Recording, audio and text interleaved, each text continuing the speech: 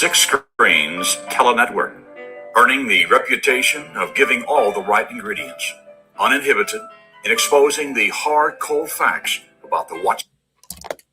Well, hello everyone and welcome in. Thank you very much for wanting to spend your Saturday night here on the Six Screens. Well, my name is Rick Ferrin. I've got my beautiful, wonderful wife here, Susan. Hello, Hi. Susan. Hello. Well, we have got a lot of things going on here tonight. I have to tell you that, and we're so glad to have such a good audience. And as we were just talking on Anne Marie's program, our numbers, folks, have been going up like crazy. But it's not just only us here at Six Screens; it's other YouTube creators too. And they've all been doing a great job. I want to put a shout out to all of them and continue to expose the Watchtower. Now, Susan and I, we've been doing this program for many years. The Six Screens has been around for 20 years, exposing the Watchtower. And we're so glad to be able to do it because what we feel is we really do feel that we can help people with this program of ours. We can really help people to come to grips with how evil and how destructive the Watchtower organization is. And friends, I have to tell you too that as we progress along, it always wasn't this way. Years ago, when we first started the Six Screens, it really wasn't this many people coming in and listening. I mean, we first started with just a handful of people. That's before YouTube and Facebook. We were just on a telephone line. But now we're reaching a worldwide audience. And we really do encourage everyone to call in, talk. Susan, don't you think that's important? It is. In fact, this past week, I've had a call from Canada and a call from Finland. Finland, yeah. Finland. They're so interesting, these calls. So please, if you need to talk, wherever you're from, let us know how you're doing. And we really appreciate that, and then others will appreciate it too. Yeah, well, what Susan was talking about there is her hotline. Susan has a Six Screens hotline where, it's not on YouTube, it's not on Facebook, and she keeps it private. If you want to call Susan and you'd like to talk to her privately, well, by all means, we have a special dedicated phone number for that. Susan, you got that number handy? Yeah, I do. Why don't you tell the people what the number is? It is, oh boy, 978 954 1415. So that's 978 954 1415, the hotline. So if you're a witness out there, ex-witness, and you're leaving the congregation that you're in, you don't know how to do it, you got some questions, maybe you're dating a Jehovah's Witness, or maybe you're just thinking of becoming one of Jehovah's Witnesses, well, give Susan a call. And if you want more information on that hotline, you can write me at jwworldnews@gmail.com. And I wanted to say also, I'm not any kind of professional psychologist, but I am a professional Jehovah's Witness, so I can help you with those problems. Well, you were a professional Jehovah's Witness. Now you're an ex-witness, Susan, so that's good.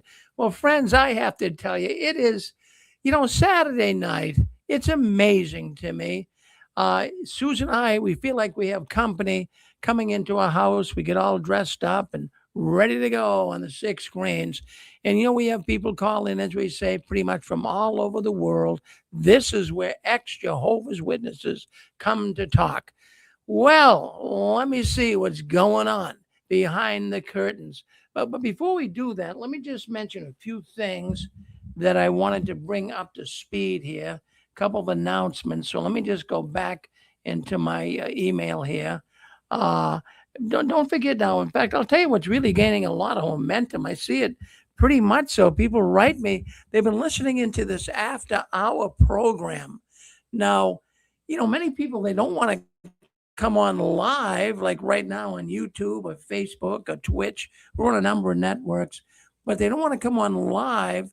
They'd rather just talk to someone without it being recorded, without, a lot of hoopla. And you can let your hair down. You can talk about whatever you want. After the program tonight, we do have a program. And the telephone number is scrolling across the bottom. If you dial that number, you'll be able to call in and talk to people just like you, people that have been touched by the tentacles, as we say, and you can talk to them about anything you want. That's the after party. It comes on somewhere around 10:30, 11 p.m. New York time, Eastern Standard Time. Next week, too, I just wanted to mention, too, so I don't forget, I'm going to mention again. Friends, next week on the 6 Screens, we have got a very special program. And we've been working now a couple of weeks with this. It's extreme abuse in the Watchtower. In the 20 years that we've been doing this program, there's been a few people who've called in that I would categorize as having extreme abuse caused by the Watchtower organization. Yes. Now, one of those people is Sharon. Sharon has got a story to share with us. She will be on next Saturday night. If nothing else, if you don't even listen in tonight or tomorrow or anything, try to listen in to Sharon coming on 6 Screens next Saturday night. She's going to be on around 9 p.m. New York time. Listen, when you listen to Sharon's story, you are going to say, I am looking for the exit door at the Kingdom Hall if you are one of Jehovah's Witnesses. So that's next Saturday night. Also, we have 6 Screens Sunday tomorrow. Want to make that announcement right up front. So if you like the 6 Screens and we get into theology on Sunday, we don't discuss it on Saturday night. We're not reading scriptures to you. We're not doing any of that theological information. That's on Sunday. That's tomorrow. Okay, so we got that out of the way, Susan. Okay, I want to start off. It was a sad week, Oh, a yes. very, very sad week. You know, I mentioned all of the people on YouTube. They all do a great job. Mike and Kim and Cedars and all these people exposing the Watchtower. Now, maybe we don't agree on all issues, but you certainly are our allies here. We're all trying to expose the Watchtower organization for the damage, for the destructive damage Yes. that they have caused in people's lives. And we had a man this week. Many of you might have known him. You have seen his videos, I'm sure. His name was Austin. He goes by Austin Slim Williams. And he's been pretty popular on YouTube as of late. He's done a lot of YouTube videos, and people were connecting with Austin.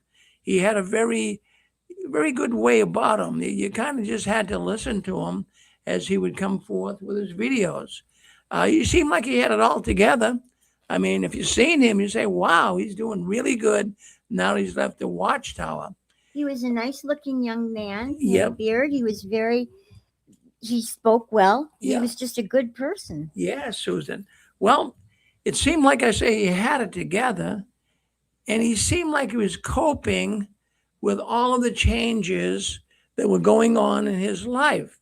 Now, you're out there listening, and you've left the Watchtower, as I have, and my wife Susan have. And we went through a lot of changes, right? We had to really make a lot of adjustments.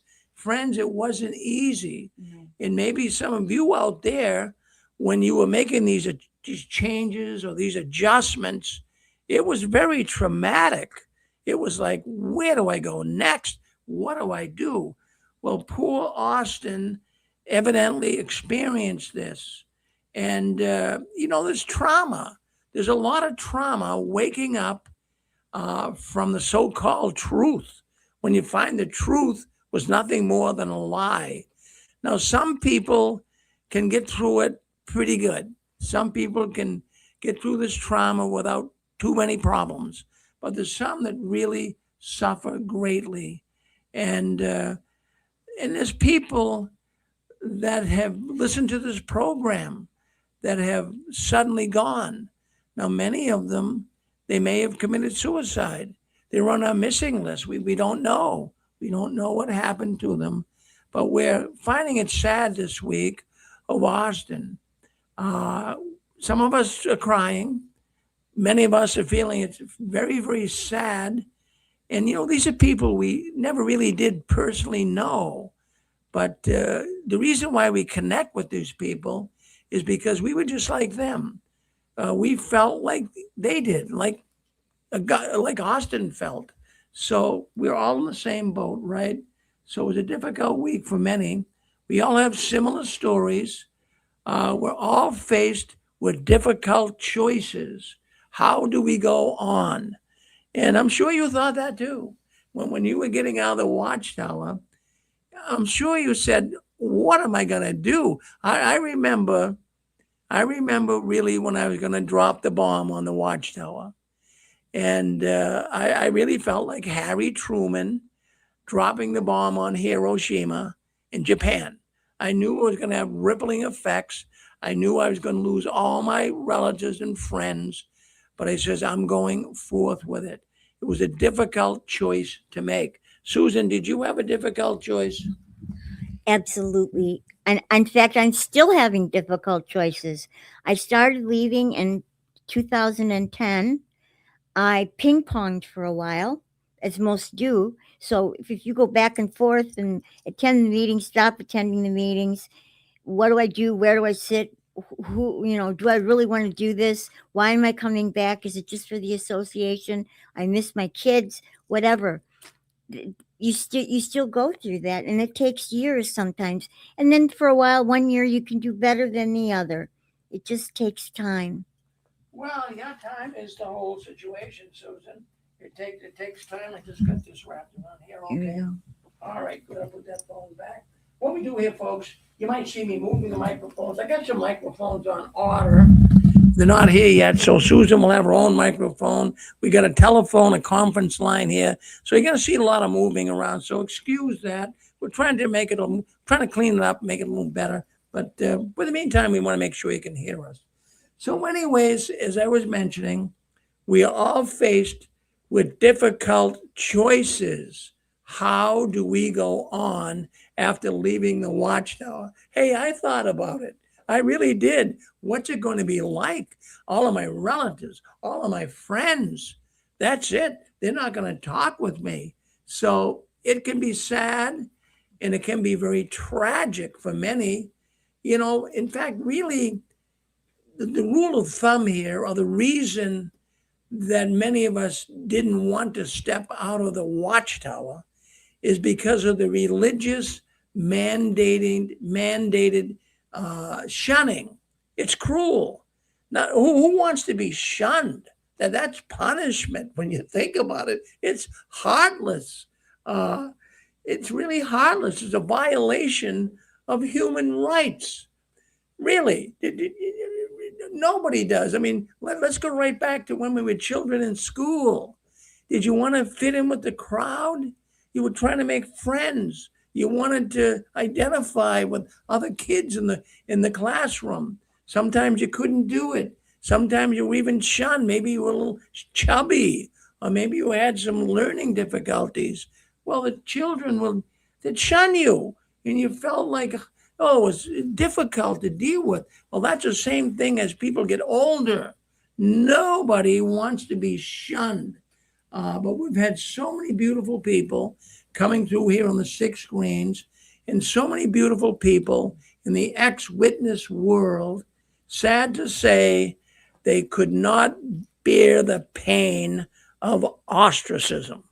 They could not do it from their loved ones. What do you think, Susan? Well, I know for a fact, because we've heard this a number of times.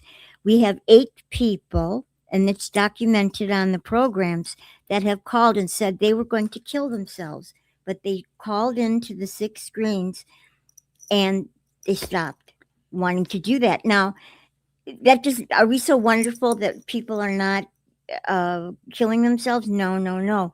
It's that they've come and they started talking and relating to other people. That's what they were missing in their lives. And so that's what helped them. That's why they didn't kill themselves. Well, Susan, absolutely. It's very important for people to connect to a community. Yes. It's very, you need some other people. You just can't leave the Watchtower and then, okay, I can do it on my own. You need other people around you. but we lost so many beautiful people who couldn't bear the pain of the ostracism. Friends, shunning has to end, but it's not against the law. That's the problem. Shunning is not against the law, but boy, so many people have been hurt by it, and we have to support each other. We need to help others to see that there is life after leaving the Watchtower, life after losing everything. There's many people listening to this program. It wasn't just losing their religion. They lost their house. They lost their mate. They lost their children. I mean, think of that. Now, you see tragedy on TV news, right? Right now, out in Seattle, Washington, sad to say, you see all these poor people that have their houses being burned and completely devastated. And, they lost a lot of material possession. And, in the Watchtower, not only can people lose material possession, I mean, if you get divorced and your mate is still a witness, you might land up with nothing. But also, you're going to lose all of your friends. Now, imagine that. And you see these people on the news where these fires are taking place. It's sad to see it, but for the most part, they lost their material possession, which is sad enough. But imagine putting on top of that, losing your friends, your relatives, all the people that you chummed around with suddenly gone. That can cause undue pressure on a person. And sad to say, Austin evidently felt that. See, a lot of people, they mask what is really going on with them. And many kind of say they're doing fine when they're really not. And they kind of, there's no clue. Even with Austin here, we started picking up a little bit of a clue of how serious his situation is. So I'm going to play a little clip here of Austin, and I want you to just get a little idea in case you don't remember who he is. But he's been pretty prominent on YouTube as of late. So let's just let's play the video. Let me get the video up here. Just give me a second, and I got to get that up, and we'll share that video so you can get an idea of what we're talking about here. Let's share the video, share the screen. Okay, let's go over here. Just trying to find the right moderator issues. Okay, YouTube. All right, we don't have it up here right yet. All right, I'm gonna try to get that up here for us. Why that's not coming up, I'm not sure. But let me see if we can't get that video up. Just give me a second, dear friends. I might have put it up on the wrong computer. When I do that, it can create an issue. But let me just check this 1 second and trying to make sure what's going on here with this. Let's see what we're going to do with this. Just give me a second. Well, in the meantime, what we're going to do, Susan, just talk to the audience and talk a little bit about how you came out of the Watchtower, okay? Well, it was, it's 2026, so it's 16 years ago. Doesn't seem like it, but it took a while for me to realize what I had just done. I didn't know how to get this through my mind that I was really, really doing this. So one day I just decided I'm going to go online and I'm going to put my name, address, phone number and say I'm leaving the Watchtower. And if anyone wants to talk to me or write to me, just here's my email address. Here's my phone number. Here's my address if you want to stop by and visit. And guess what? No one called. I couldn't believe it. There was no one really out in the Chicago area at that time. Boy, I wish I would have had a Stephan or someone like that back then, but there really wasn't anyone that I knew of. And so all I could do, I was a Bible reader, so I started reading the Bible. That's the only thing that could comfort me because my kids walked away from me. My husband was going to divorce me. I didn't have anybody. I was born in Wisconsin, my relatives were up there, but I had kind of walked away from them when I became a Jehovah's Witness, and so they weren't interested in me anymore. But that was my fault. I should have never done that. But I thought I was doing the right thing spiritually at the time. I looked at a lot of my regrets and I said, I've got to just get myself together here. So what happened was I found Rick Farron on the 6 screens. There was a sister from Florida that started calling me too, and she was such a wonderful sister. She had a program on Rick's show, and she said, well, call in on Saturday nights. So I did. I started calling in, and I never stopped. It just went on from there.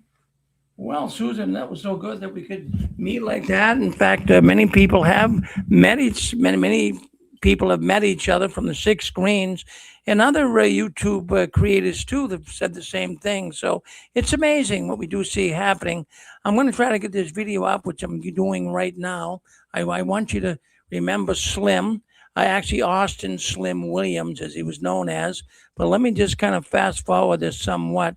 And we're going to bring you right up. I want you, this is the last video that Austin created within the last week or so. So I want you to see it. And it's really sad because he was making such a big difference.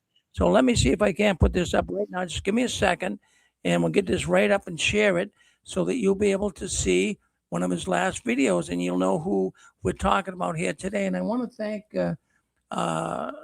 Joe Rayo for putting him up as well. Joe, thank you very much for doing that. He was able to capture his last video because I guess they're all been taken down now, from what I understand. But Joe did put it up. So remembering Austin, thank you, Joe, for doing that. Let me just get in here right now and share the video that we've got. Just give me a second to do that. Got to press a lot of buttons here, but we'll get the right ones. Okay, right here. And okay, here's the video. Let's share it now. All right, let me go forward a little bit. All right, let's do it right now. Second, just going to make sure we got the sound. The sound is up. Anyway, y'all, I'm off work today. I drove into work, turned around, came back home. My wife, she needed a break. She took a break, so she left yesterday. I got some curl activator in my hair. Look at that. Crap's looking very nappy. But anyways, check on the people you love, y'all. Mental health is very important.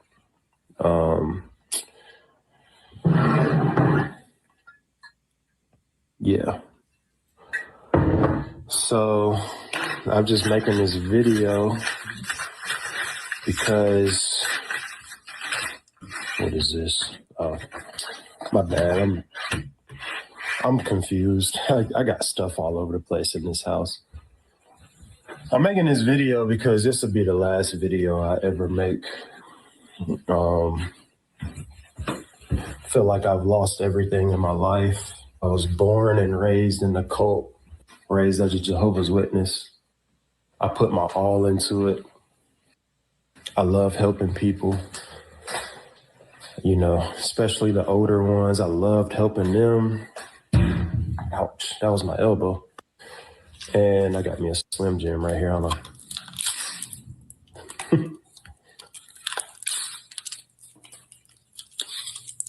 There we go. So I just love helping people, man. But I love helping people. Just stop there for 1 second. We'll play more of this video. But I want the audience to know now that, of course, is Austin Williams. He's a former Jehovah's Witness. He was a YouTube creator. He committed suicide last few days ago. And, this was the last video that he made. But the reason why I'm playing this, folks, is there's a lot of people perhaps that are suffering just like Austin was. It's hard to really know that. But here he is. He's talking. This is the last one he's making. And again, I wanted to thank Joe Rayo Joe Rayo is a good friend of Austin's, and very sad, Joe, as you're listening in, I believe. But thank you for sharing that video. And let's continue on. I want you to listen in now. Maybe many out there are feeling this way. You have to speak up and really let people know if you're really suffering from a real crisis. But listen in. I think we can all learn and listen to Austin, and it can be very meaningful for most of us. But I hate being lied to. And all my life, it just came outside. All my life, I've been lied to. Doctrines, things that I was taught to believe, paradise, 607 BCE, 144,000. The list goes on. Everything was a lie. People that I put my trust in, they're not inspired, they're not infallible.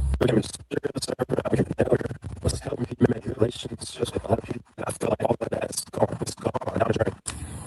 But who loves me? I know me. Everybody does what they think is justified. What they think is real love. I'm out here pacing in the driveway right now. About to tell y'all what's about to happen. Don't have my funeral at a Kingdom Hall. I don't love the... I just want to mention here that now he's getting into the fact that, something's not right in his life. Now, the audio quality was not here on the 6 screens. It was him when he walked outside, and it created some issues. But nonetheless, we can hear what Austin was saying. Very, very upset with the doctrines of the Watchtower, upset with his Jehovah's Witness life.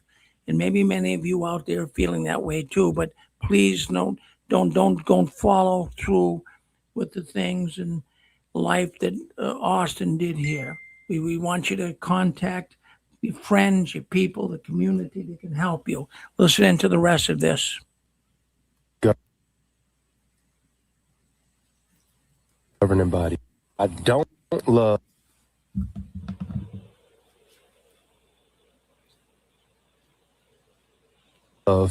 Jehovah's Witnesses.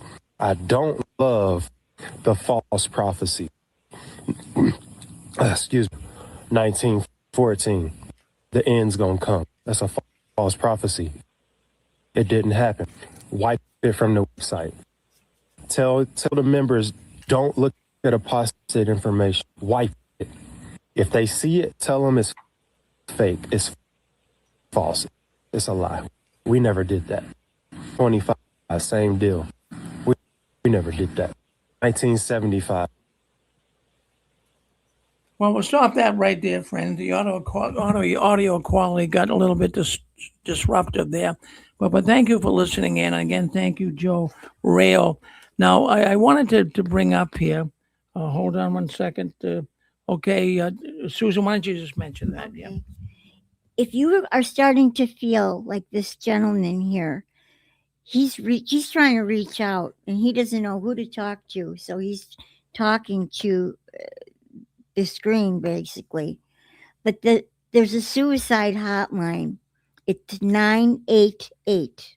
That's for the United States.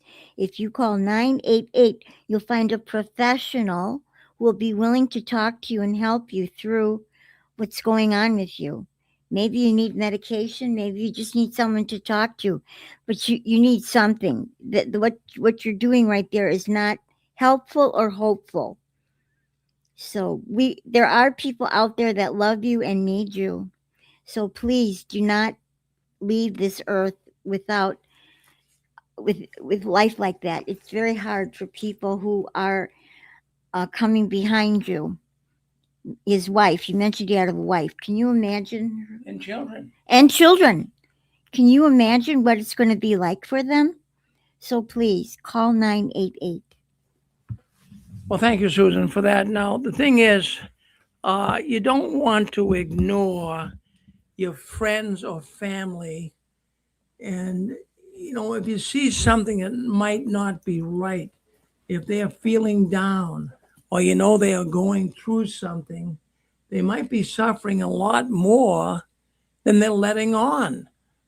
Now, Austin here was a little more vocal, but yet many listening to that last video didn't think. I mean, they were trying to encourage him in the chat, but they didn't really think that he would do this. But it's disgusting when you stop and think about it. What former Jehovah's Witnesses uh, have to go through because of the Watchtower organization. And, I'm just wondering with poor Austin. Now, just put yourself in his position. His family was in the Watchtower. And, how are they going to handle the funeral? How are they going to, remember the passing of Austin? That this is what makes it now triply difficult because it presents a real monumental issue. Here we have a young man that committed suicide, but the Watchtower, the Jehovah's Witnesses that he belonged to for many years, will not even acknowledge his passing. Well, that even makes it more sad, doesn't it? Well, we wanted to bring it up. I just wanted to bring that up, but we do appreciate the fact that at least we do have some information here concerning Austin. I know it was all over Facebook, all over Reddit and YouTube. So we wanted to acknowledge that Austin. Well, remember Austin.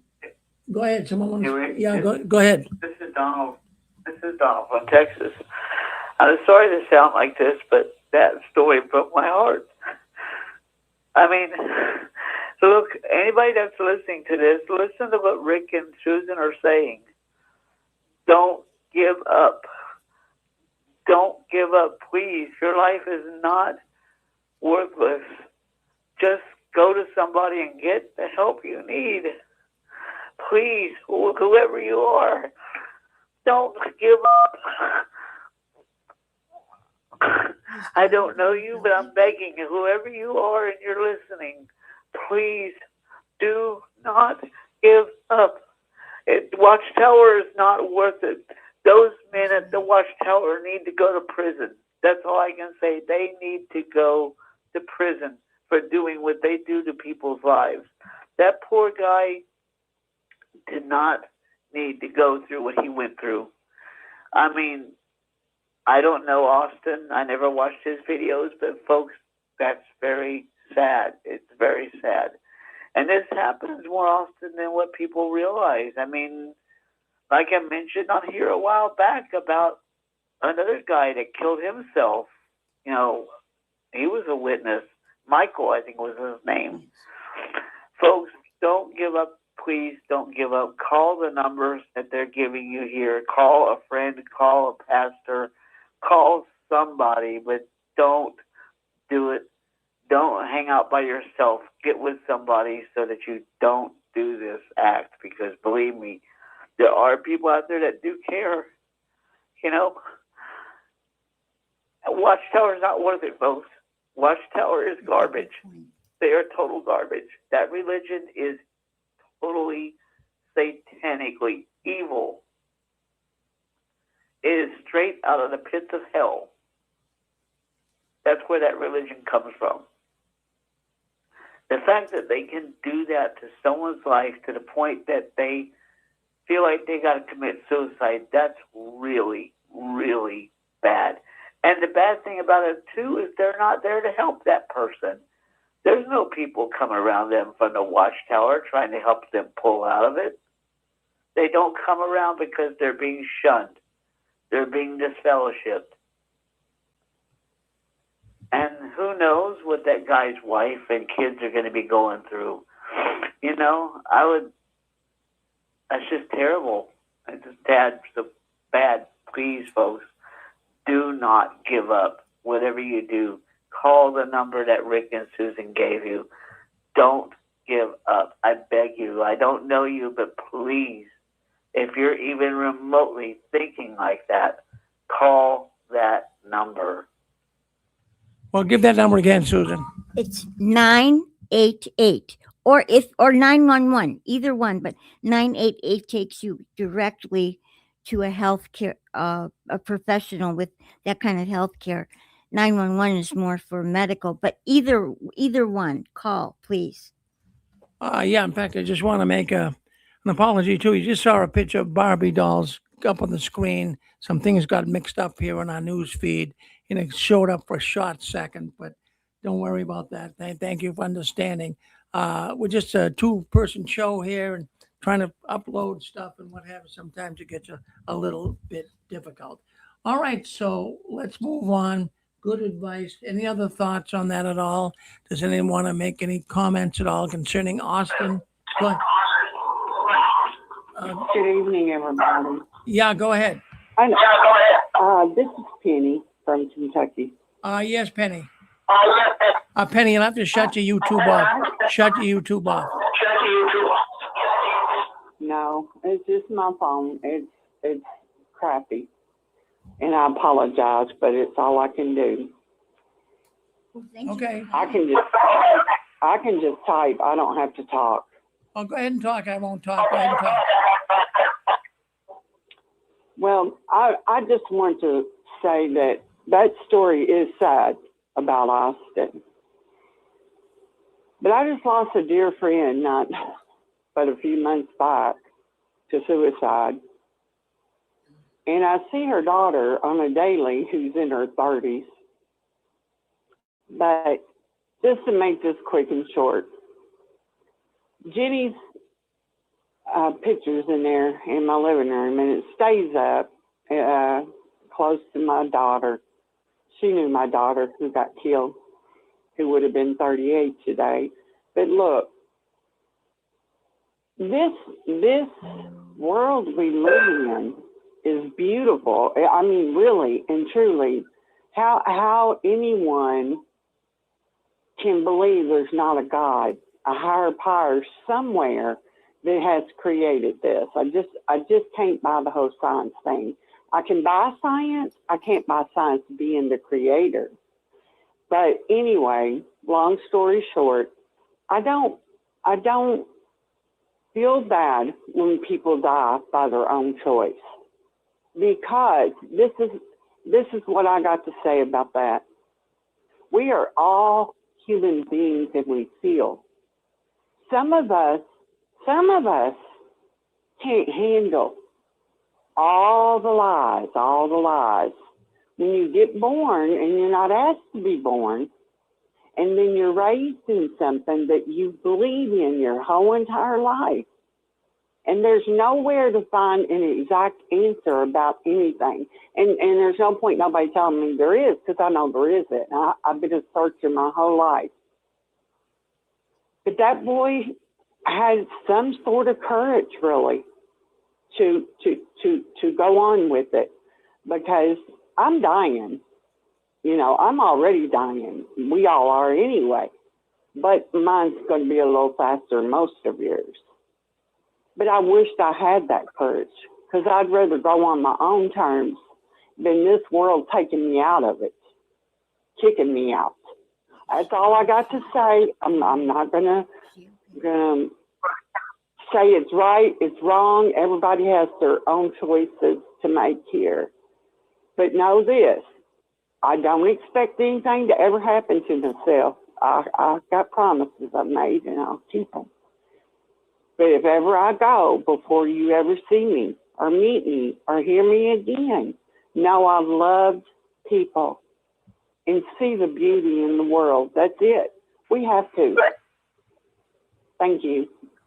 Well, thank you, Penny. Thank you. You all right now? You going to be able to get through all right? I mean, you don't have any bad thoughts going on, do you, Penny? I will say this, Rick. I'll tell you like I would tell my doctor. They ask you those questions every time you go see them. Death is something I think about on a daily basis. When you walk the world without one of your children that you bore into it, you think about death every single day. Do I plan my own death? No. Do I take my daily medications of the morning and the evening? All 25, 30 of them? Yeah, I take them. But I think about death all the time. I think about, will it be right? Will it be good? Is it going to be anything like they try to tell us? Is it going to be whimsical? Is it going to be, what is it going to be? We don't know. Nobody here knows. And until we are dead and over there, wherever it is, if there is another place, we don't know. But yes, I think about death every day. And am I mental? Probably. But you know what? Who's not? I'm 59, going on 60, for real. Got bad health. Gonna die from cirrhosis of the liver. And have barely had a drink in my whole damn life. I'm mad today. I'm mad tonight. I celebrate my daughter, but you know what? She's not here. 38. 38 she should be. That's old enough to know better. Well, you say she's not. Is she still in the Watchtower? My daughter was killed when she was 16 by someone driving way too fast. Well, sad to hear that, Penny. And it's been a long time, but I'm here to tell you, I don't care who tells you there's a better side somewhere. I hope and pray the child's somewhere better. But no one can prove that to me. I can't prove that to myself, so no one else can prove it. So I get the frustration of skipping on out of this.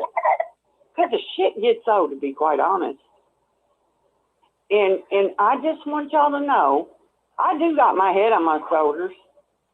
I do. I've lived a long time, but I'm angry. I'm angry like that little boy. I'm angry for being lied to.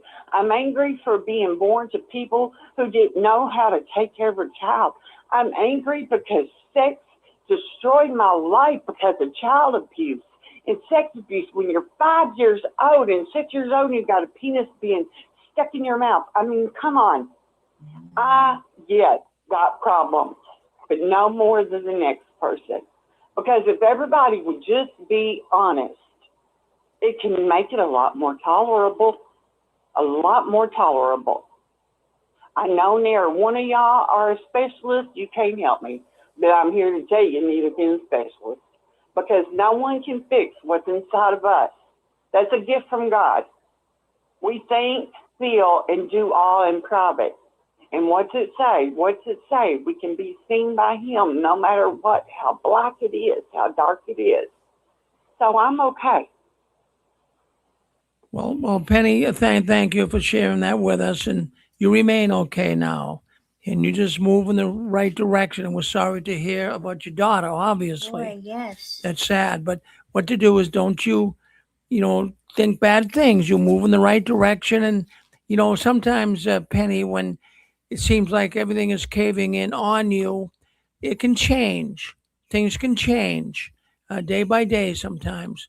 But thank you, Susan. You want to say something, Yeah, to Penny? I do, Penny.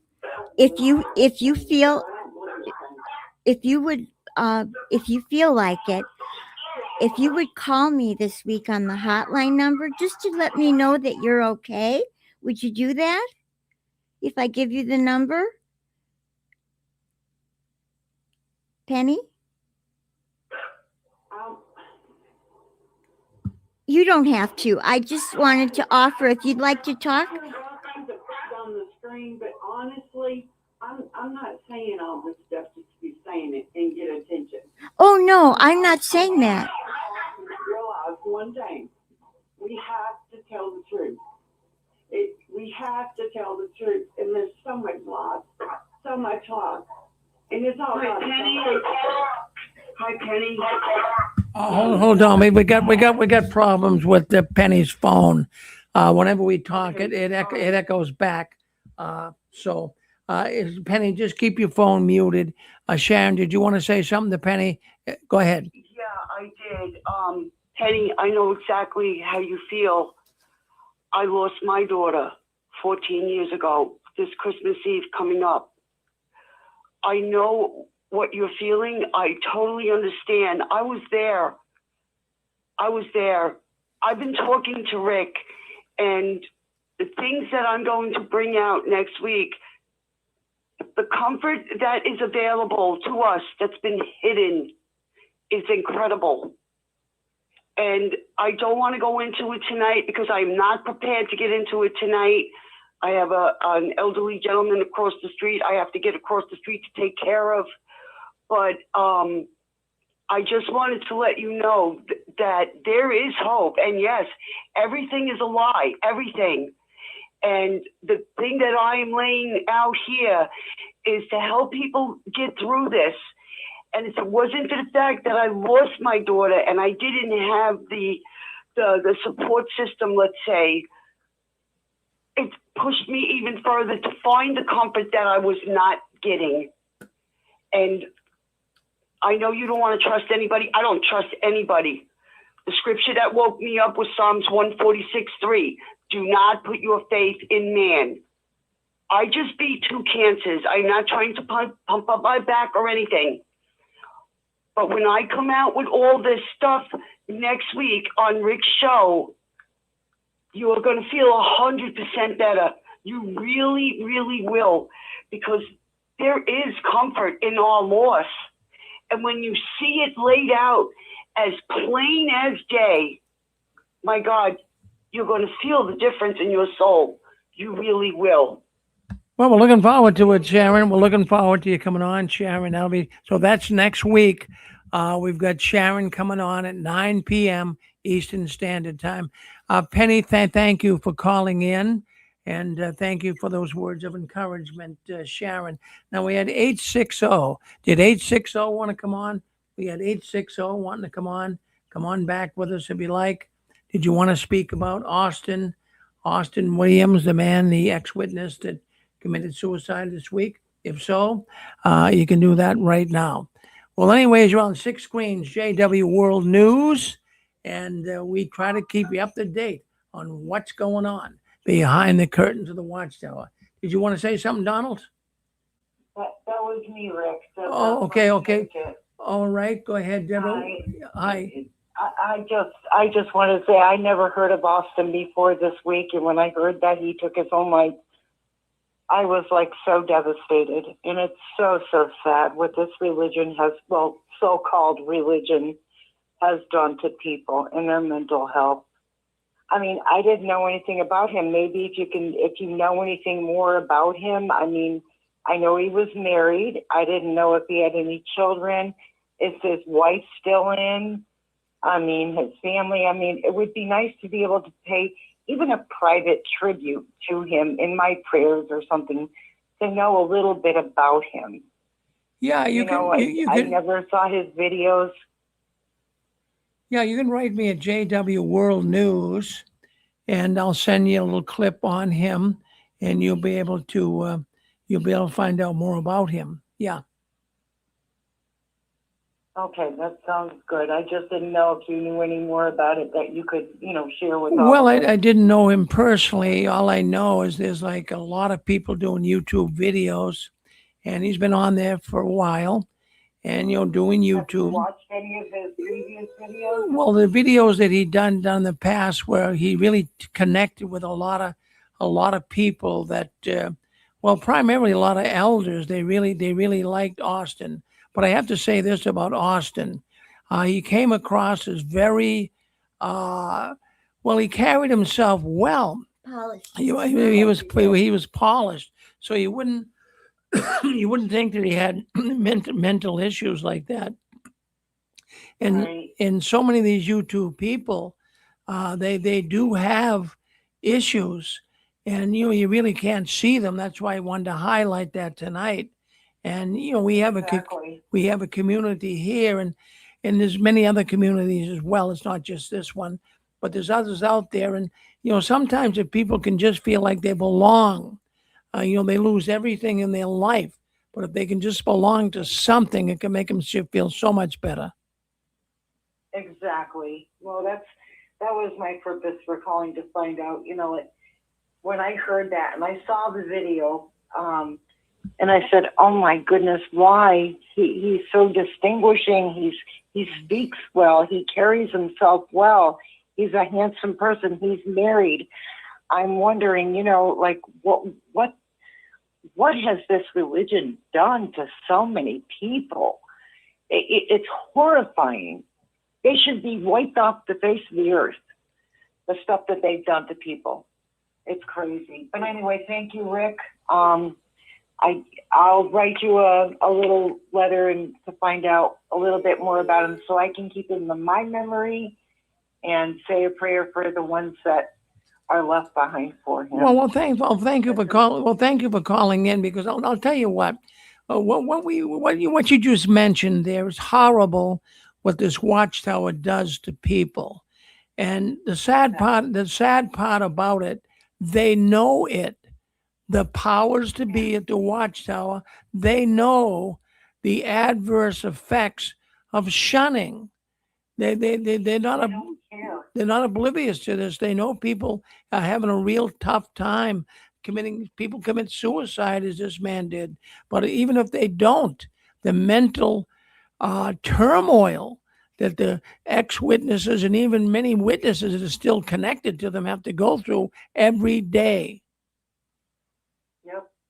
Can you imagine the people that were friends with him up until the time he did this, what the torment that they're going through because, of the tragic ending? I mean, I wouldn't be able to live with myself knowing one of my best friends like that did that to themselves, and they were going through so much, and I didn't know.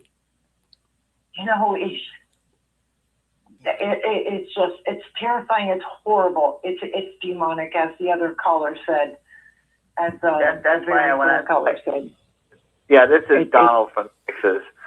That's why I know I was really upset earlier, and of course I'm a little bit calmed down now, but just hearing that story really broke my heart. I mean, this is a human being, Exactly. This is not some toy or some rinky-dink animal or something like that. Not anything. But that's the way the Watchtower looks at us. Yeah. That's exactly. Oh, well, you're just a piece of dust in the wind. Jehovah's not going to look at you with any regard. I mean, it's terrible. It's terrible. It's a horrible thought and to think the way that the Watchtower does. And that's not the way God teaches. I mean, God doesn't stop loving you because you quit a religion. Exactly. Be at the Watchtower claim. If you leave the Watchtower, they claim you've left God. What does it say? Yeah, well, we know that's backwards. But anyway, I just called to, find out a little bit more about him so I could put some thoughts about Austin in my head as I'm thinking about him and putting, there's nothing we can do for Austin now. But for those that were close to him, we can pray for them. That's the only thing we can do. And then help safeguard our own hearts so that we know how to go to the people that have, to give us direction. That's why I stressed earlier when I was crying on the phone earlier. That's why I kept stressing, call those numbers, call that number, because I don't know. Exactly. And I don't know who's on here listening, but again, if you're struggling with all that, please call. Or get with somebody that you know in your local area, somebody, a friend or a relative. But don't hang out by yourself. If you're feeling suicidal, immediately get with somebody. Don't wait. Exactly. But when you're in the middle of those clutches, that's the last thing you're thinking about. Yeah. So you got to get to the person before they're at that stage. Yeah. It's sad and it's scary. But we have to be there for them. And I thank Rick and Susan because they're here every single week. And these people, whoever's listening, please call Susan, call Rick, do whatever it takes. Get yourself a personal counselor, something, somewhere. Call any one of us. Find us on Facebook. I mean, we're not that hard, but Susan and Rick are right there. Anyway, that's all I wanted to say. I don't want to take up any more time. Nice to meet you, Don. That's nice to meet you. All right. Bye-bye. Yeah, in fact, thank you very much for calling in. I wanted to mention too, in 20 years of doing the program, we did have. I'll tell you what happened at one point. We had a man come on here one night, and I'll never forget this call. And he was going to commit suicide, and he was just having a hard time being in the witness world and what they're teaching and not believing it all, and he was just having a tough time mentally. And he called one of the elders, and he told the elder that he was going to kill himself. He was going to commit suicide. And the elder, now get a load of this, and I'll tell you what, very cold here. The elder said, well, I really can't come over now. I'm busy. Now, can you imagine that? I mean, what would you do if someone called you? You would drop everything, wouldn't you, for someone you knew, to go over there and talk with them and comfort them, or whatever you have to do to stop them from doing that terrible thing. But this is yes. Yeah, Steve. And I'm gonna guess, ventured on the way the society handles things. The elders are probably told to stay out of it, as cold as that sounds. But again, it's a business. It's not a religion. Any love and caring that they're taught, it's all a facade. All these are business decisions. They're probably told, don't go over, because if you go over there and the person has committed suicide, or if they happen to do it while you're there, then the witnesses are tied in with it. What an individual does on his own by himself, but as an elder, if you're there, or anybody that's there, it's going to be indirectly involved. And the society doesn't care. And I don't know why people don't realize this. I don't care how much they talk about the Bible. It's a facade. It's fake. They don't care. They're instructed not to care. I don't care the molestations, the suicides, the depressions, the financial help. It's all fake. And when someone says, well, the society doesn't care, that's right. But you shouldn't expect it, because that's not what they're all about. And if someone expects it, yes, I totally understand why. But they need to understand that they've been fooled, they've been misled, they've been mind controlled. And if you expect it, you are being fooled, and you're not understanding who and what they really are. It's like asking a local person, a bus driver, to care about your problems. They don't. It's just the way it is. And the sooner people recognize that, it's more protection for themselves. Don't look for the society for anything. No love, no compassion, no concern, no strength building, nothing. They're completely void of that. They're just a money-grubbing organization, a lying organization that's mind control people to give them money, to give them wealth, and they're just building their real estate. That's all they are. People really need to understand it.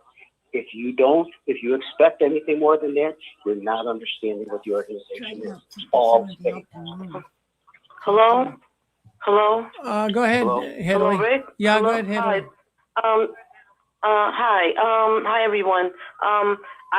Stephen, I agree with you 100%, because all Watchtower is about are the optics, about how it looks.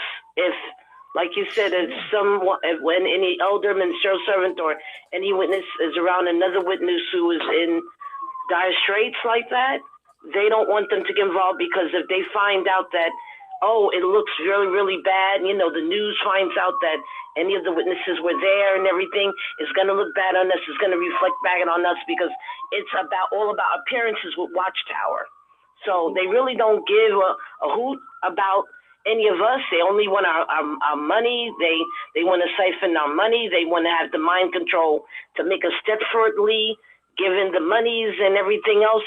And that's all they care about. That's why also when some of the witnesses pass away, or even before, they want to have a hand in the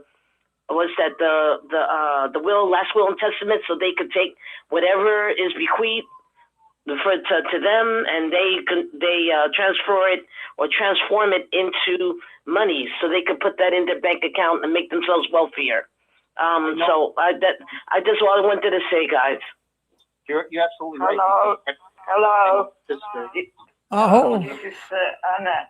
hold on, hold on, Anna hold on, is Anna. Able to reach out and Oh, Anna. Okay, go ahead, Anna. Go ahead, Anna.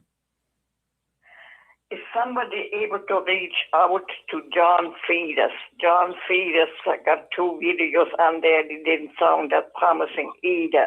So if somebody is able to reach out to John Feeder with a bunch of other casualties. So, what did you have videos on there, Anna, of suicide or what? Well, he got one. Well, he got one in the nature on the little spring there. He doesn't sound too promising. But the second video, he's a little bit more upbeat. But he talks about happiness, and he said actually he was happy when he was in the Jehovah's Witnesses. He was more happy as now. He sounded pretty low in the first video, and I'm really scared for him. So he had just recently divorced there too, and so he's so you're talking about John Cedars here. You felt he was suffering a little bit. You do, yeah. Yeah, that's interesting, Anna. Yeah, well, we'll have to check that out. Yeah, so if somebody probably got his number, I don't have the number. Otherwise, yeah, no. In fact, I'll check in with him. John has been on the program before. I'll try to. Don't want to other casualty. We have to helping somebody. I know.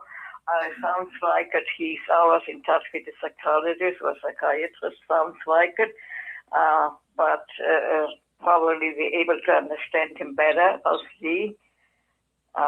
So yeah. Well, we'll check that out, Anna. Well, thank you, Anna, for checking in. Thank you very much. I'm really worried about him, and I didn't know Austin either.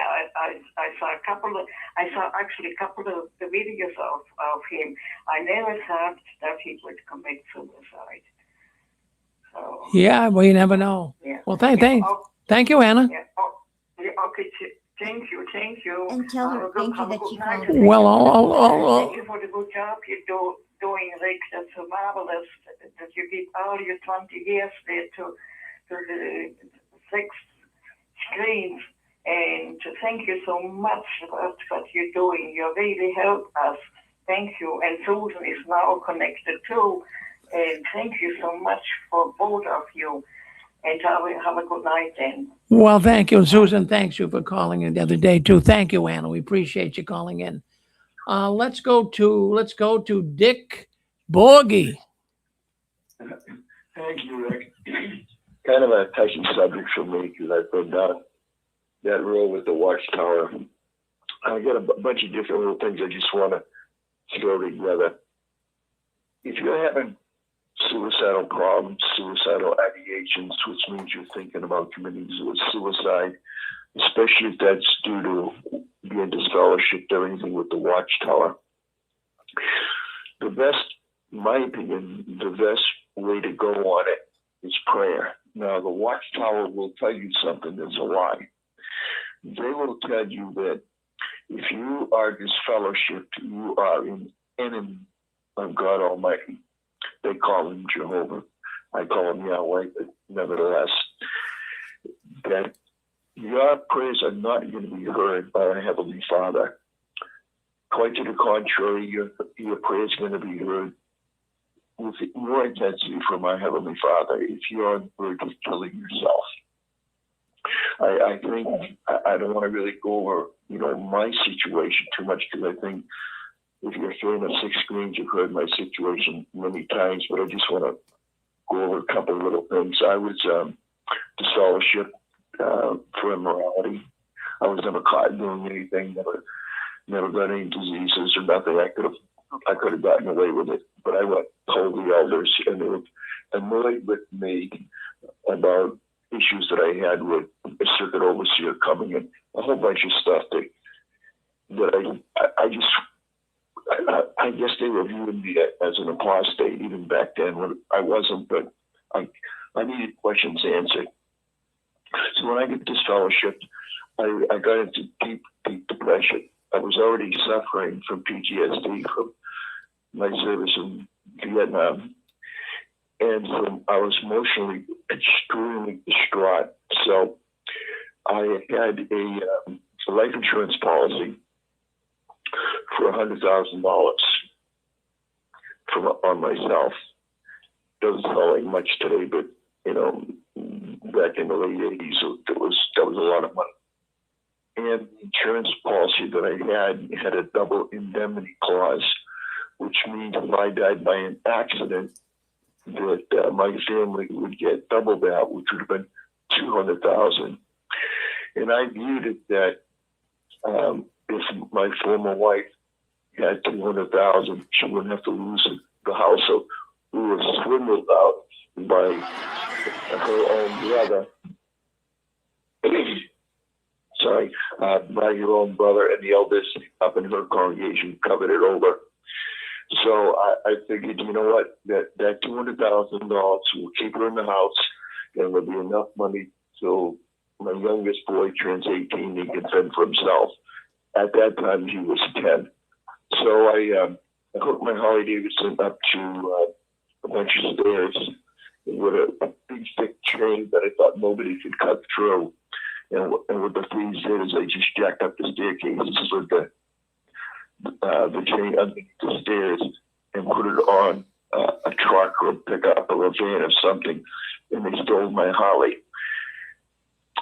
The night before, I wrote letters to my wife and my two sons, cleaned up the apartment, made it look nice, and I said, in the morning, I'm going to, there's a bridge that I knew that I could get a good run on, and a good run speed, maybe 7 or 8 miles an hour.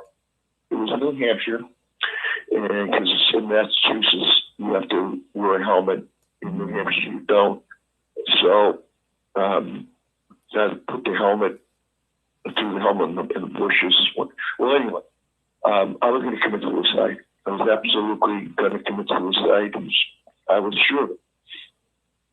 And I went down, and they stole my Harley. So I couldn't commit suicide. Shortly after that, I was thinking of other ways I could commit suicide. So I called up Bruce Hobie, who was in my jiu-jitsu thing. And I said to him, I got to see you. I said, I'm going to end it. I'm going to hang myself. I'm my world is gone. My house is gone. My car is gone. My wife and children are gone. Not in that order. My sister is gone. I've got nothing left. I'm broke. The brother that swindled me. My house. I was in the hole about $40,000, which was a lot of money back. And he said I couldn't come over. He had something else he had to do. Didn't say what it was, but he said he'd call another elder. So this other elder called up Mike Batista. He called me and says, I understand you have difficulty. I said, I really didn't want to talk to you. I wanted to talk to somebody else. So all right, see you later. Bye. So that was it. That's how much caring he had. Well, after that, that particular day, the next day I was supposed to go up and help a friend of mine paint a house up in Auburn, New Hampshire. And it was a friend of the family, and I called him up to tell him I wasn't going to come up and paint the house. And he said, you sound horrible. So what's wrong? I said, I'm nothing. He said, well, I heard you had some problems with your wife. I said, well, we're in a divorce thing. And he kept asking me questions. Well, how do you feel? I first like none of your business. And then I got to understanding that he really cared. So I started crying. I started crying. And next thing you know, 2 hours later, he's in my driveway, parked in front of my house. Come on, he says, we'll take you for coffee. When was the last time you ate? So he took me up to Auburn, New Hampshire, and I stayed at my aunt's house for a couple of days. And he just talked to me. He cared. So when about a month later than that, there's an elder. His name is Everett McDonald, and he's my former wife's brother, who is an elder. So I wrote him a nice letter saying, that I'm going to try hard to get reinstated, but please look after my boys spiritually, because my wife sold the house and she took my boys to South Carolina, and they were going to the Kingdom Hall down here in Duncan, I believe it was. So I wrote him a letter. He sent me a letter back saying, don't ever write him again. If I ever send him a letter again, he's going to write in the trash. He basically said some really nasty things to me. Now, what I want the audience to realize is he is an elder. You would think he would say something like, yeah, Dick, go back to Jehovah. Yeah, go try to reclaim your family. Yeah, pray a lot. Do a lot. Nothing. Just screw you. You hurt my sister, so the heck with you. But he was an elder. I would expect that from a worldly guy. But this guy is an elder. He's an elder.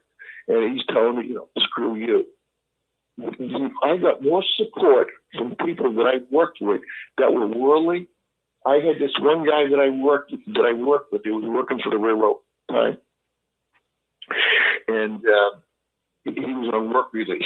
And he robbed banks. He's a really bad dude, but he found Jesus. He became a born again Christian, and the guy was so kind. I was on the job and I was crying. I couldn't handle my emotions.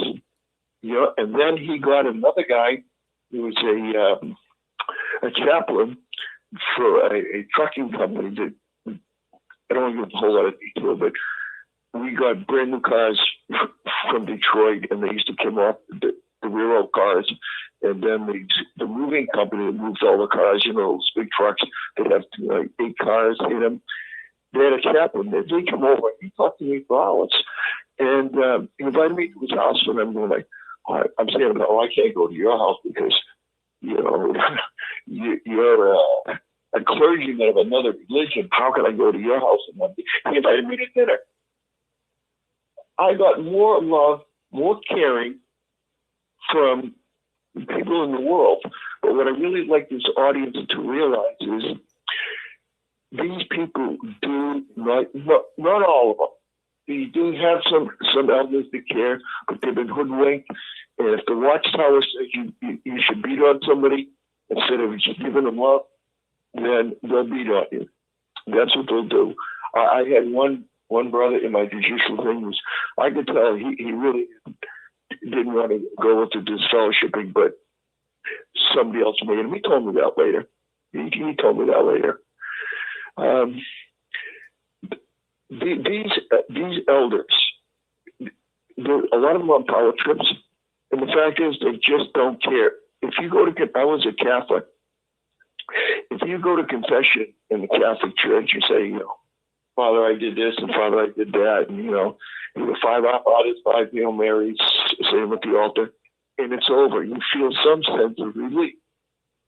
They don't humiliate you in front of your family and friends, tell you not to talk to them. They also, if you're a prisoner and you kill another prisoner or you beat up somebody, they put you in solitary confinement. That is a torturous penalty. And that's what they do to convicts. The Watchtower doesn't have rank and file. People that were serving in the congregation, like myself, ministerial servant, was a Kingdom Hall servant, religious servant. I had 3 or 4 titles. I was doing a lot of stuff, going on shepherding calls with elders. And then I ran into a problem. I get swindled and immorality. My wife supported the elders. The elders said, well, the elders are wrong. No, the elders can't be wrong because they have the Holy Spirit. No, they don't have the Holy Spirit. They appointed me a ministerial servant when I was hiding immorality, and we're going to appoint me an elder. Some of these elders are mean, immoral people. Not all, but some. You get a bad one, it ruin your life. I don't want to go on forever, Rick, but I just thought I'd throw it out there. If you want to If you're looking for help, it comes in the form of prayer. It's the biggest help you're going to get. I would also say to those who are former military people or the veterans, they have the veteran crisis hotline. They also have Samaritans. And I'll call any good church. You know, there are a lot of good pastors in the church, and they don't care if you're not a Protestant or Methodist or whatever, and they can help too. Just don't trust these people with your soul. Don't. These elders are not qualified for anything, and a lot of them are pretty damn mean-spirited people. They cover up pedophilia, and you know they don't care if your 90-year-old gets abused. There was a number of pedophiles in my congregation I knew, but but nobody tells you. You know, and you're supposed to keep it a secret if you find out. I'm sorry, I need to let Rafe. I'm gonna let you go. Thank you, Rafe. Well, that's good. Well, Dick, thank you very much for sharing that with us. We appreciate it, and I know that's been a very difficult thing to talk about, but thank you for coming on and sharing that. 949. Did you want to come on? 949. I see you were on there. Yes. Go ahead. Yes. Yep. Can you hear me?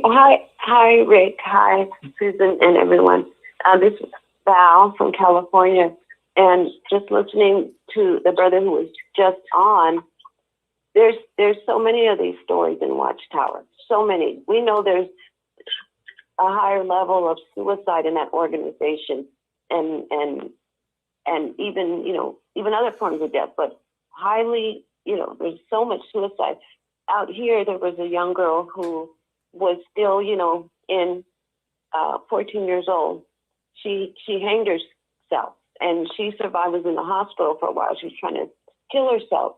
And it seems like, and it is, and I've been observing this for years, and it seems like, and you talked about the brother, Rick, who told the one brother who was, on the edge, that relentless pressure from wanting to commit suicide.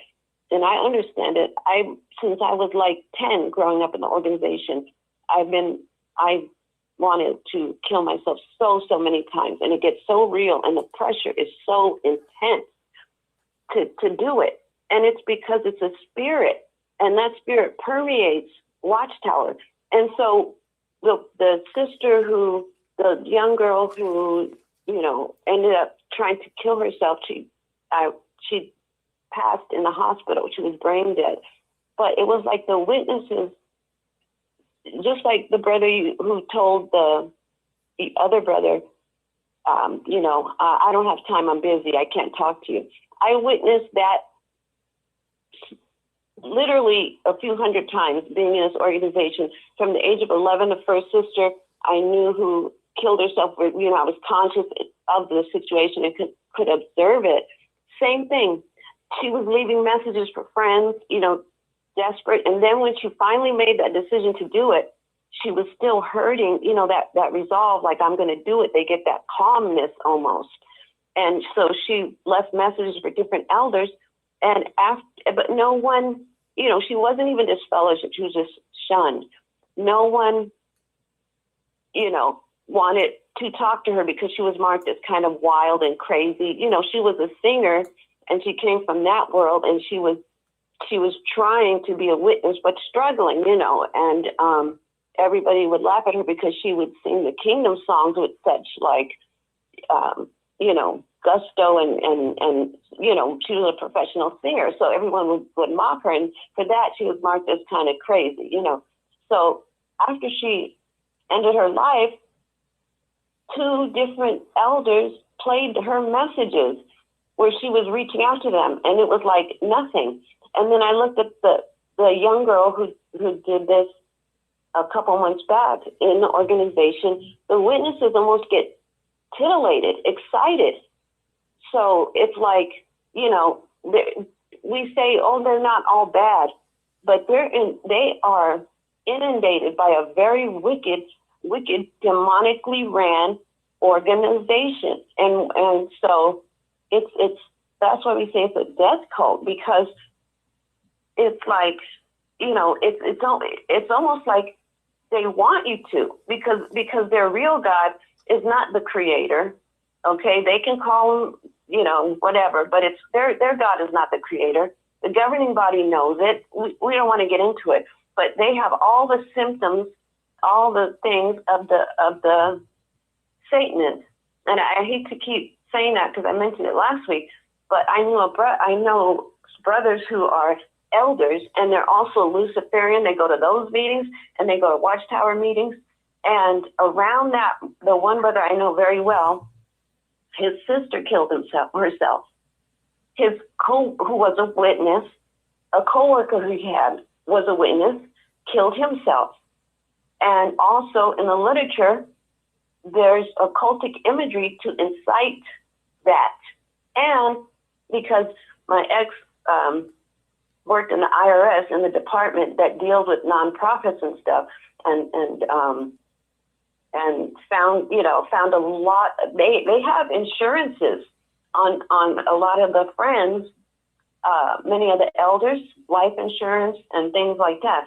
So this is not, every time they point their finger and talk about the world and how they're pointing at themselves, because they're so absolutely wicked, and it pushes people to that, because the levels of suicide, especially, I hate to keep saying, I know if YouTube people get the numbers of people wanting to end their life, and under that immense pressure where it's like that's the only solution, and this poor young Austin, I didn't know who he was. I think I've seen his face a few times, but well, it's a sad thing. Waste of life. It's a sad thing, but Watchtower like that. Well, they like it. Don't give in to them. It suits their demonic purposes.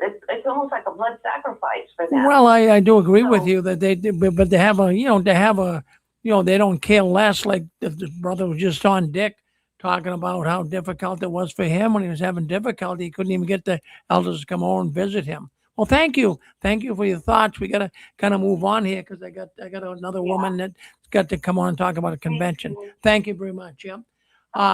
Dick, I wanted to mention too to Dick, if he's still listening in, that boy, they're in chat. They really enjoyed what you were saying in YouTube chat, Dick. And I always tell you, you have a very good voice. You got a radio voice, Dick. And the person was saying, boy, that Dick Boyd, he's got a good voice. Thank you, Dick, for coming in and talking. Let's I'll tell you what, is Doreen on there with us? The lady that went to the convention in Southern California. You on there with us, Doreen? Hit *6. Doreen. She was going to come on. But anyways, if she's not, I can just do it myself here. Yes. Can I vamp for time until Doreen calls in? Go ahead. Yeah. Mental health among witnesses, it is the bottom of the crater, and people don't like to talk about it, but depression, it looms within the members. Yeah. Well, and the mistake I made was when I was thinking about leaving the first time, is I talked with a witness that talked me back into going. And then the third crisis of conscience I had, I made sure to talk to a non-witness, so it was less bias.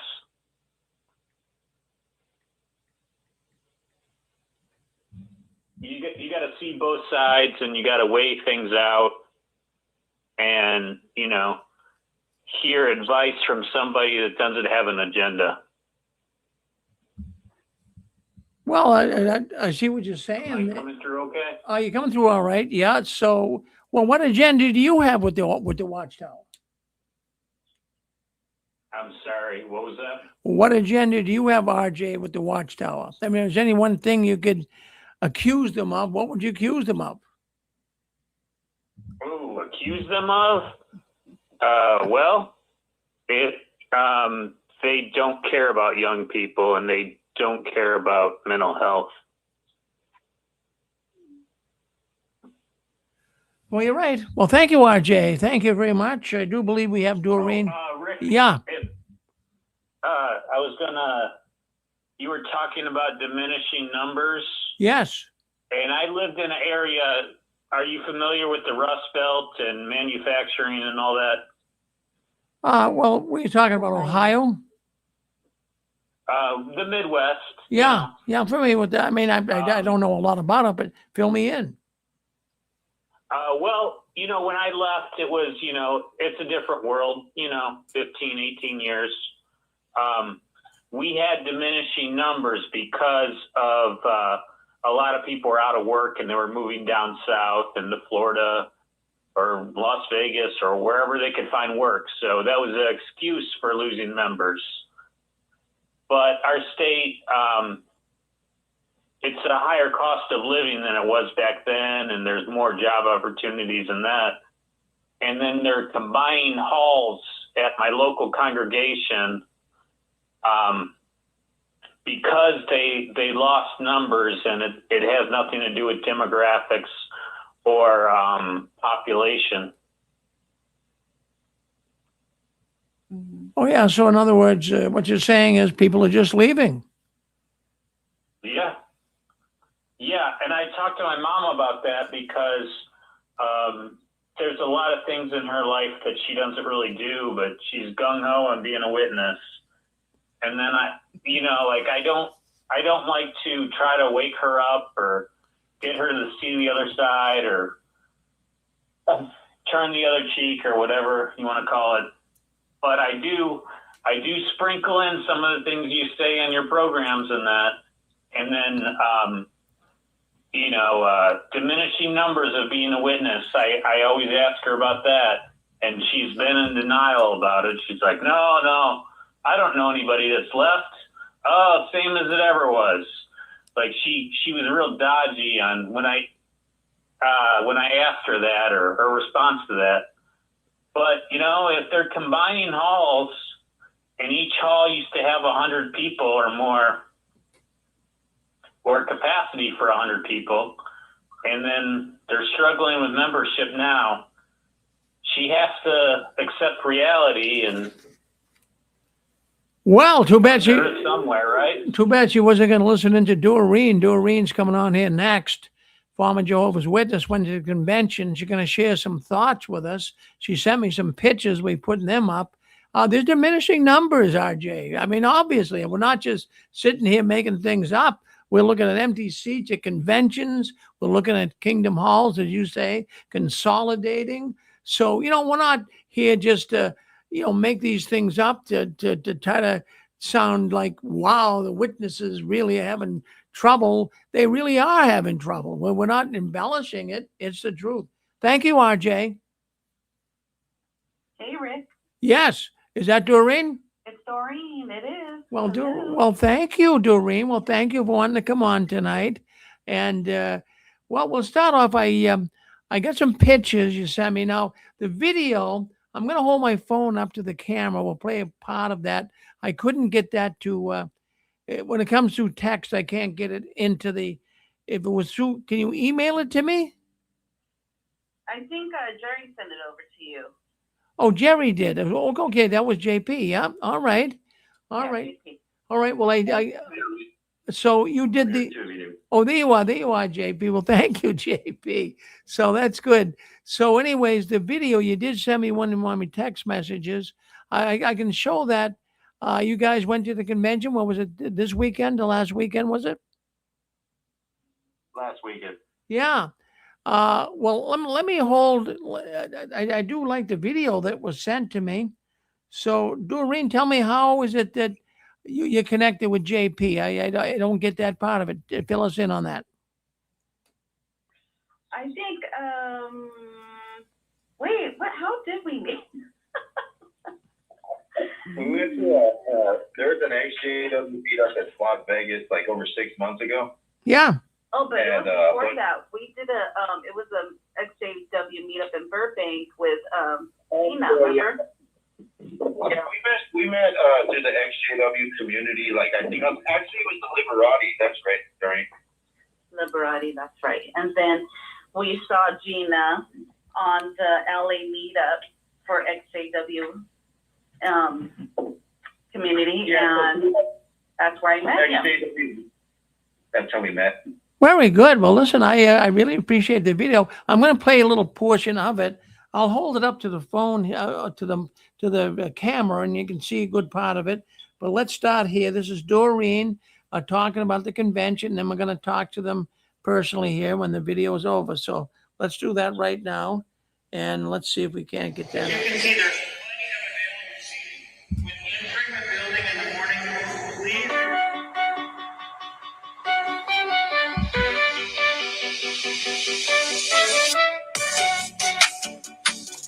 Hey guys, for those of you who know, I recently went to the 2026 JW Eternal Happiness Convention. Can you believe it? I actually went. I haven't been or walked into a congregation in 13 years. And I had a friend who invited me. He was actually doing some footage. And I said, sure, why not? So when I went, I actually filmed because I wanted others to see what I saw. And I want your opinion. I mean, JW or not, XJ. Oh, I'm sorry. Whoop. Didn't mean to do that. Hold on one second. Let's go back. Having some trouble with the telephone. All right. Let me see if I can get this back. You can see there's plenty of available seating. When entering the building in the morning, please. Well, we get the idea there. There's plenty of available seating. To tell us about the seating, Doreen and JP. Tell us what. First of all, tell us what you witnessed there. Well, I guess I'll go first. First of all, JP had said, hey, Doreen, you want to go to the convention? I'm like, what? I'm like, why? I'm not going back. He goes, no, I'm going to go and get some film. I go, well, I got a TikTok. I can do the same thing. I go, that'd be perfect for my TikTok. So I got great footage, as you can see. Well, it's hard for everybody to see, but if you guys ever want to check out my TikTok, I can give it to Rick, the information. And so between me and him, we were like taking pictures, filming, and I wanted to see for myself, because I keep seeing, you know, the Jehovah's Witness, their new press room, and they release all these videos of them, you know, like it looks like it's full. And I'm like, this has got to be a joke. There's no way. There's so many people leaving. So I said, so when he said, I said, you know what, I'm going to take the opportunity to go see for myself. I want to see. Yeah, exactly. That's not Long Beach, but it looked exactly similar to that. So the stadium, like JP mentioned, it holds like 13,500, but there was only 5,000 supposedly there. You want to go ahead and continue, JP? You're doing a pretty good job, but yeah, like she was saying, Rick, it fits 13,500, and we went on Saturday, and I think the attendance there was about 7,100. I think 7,125. But you got to understand, these are two districts merged. They went from last year they had 9 district conventions, and now this year they had only 5. So these are two merged. So they announced there was 7,000 and something, and then right after that he said, of which I think a little over 1,700, he said, were streaming it online. So they weren't even there. So there wasn't really 7,000 people there in person. There was probably just a little over 5,000. And those are two districts combined. And I think we both counted that there was 33 that were baptized. And One Doreen, being 13 years old. Yeah, Doreen, I'll let Doreen talk about the baptisms because she's the one that was looking and filming like most of them. So as soon as how JP goes, okay, they didn't announce how many people are getting baptized. Let's count them. So we both literally count one by one when they start taking to the back so they can change. Yeah, it was 33, and I was shocked because usually that whole section would get up and say yes to the baptism questions and then walk over to so they can get dunked. But I was shocked. First of all, I was shocked to pull in the parking lot and see everybody had a beard. That was the first thing I noticed. The second thing I noticed, women are wearing pants. I'm like, this is so awkward. It's just so surreal, like crazy. Then when I walked in, I was like about 45 minutes late, right, JP? And then when I walked in, I thought, oh, it's going to be, thank goodness he saved seats. No, there was no reason.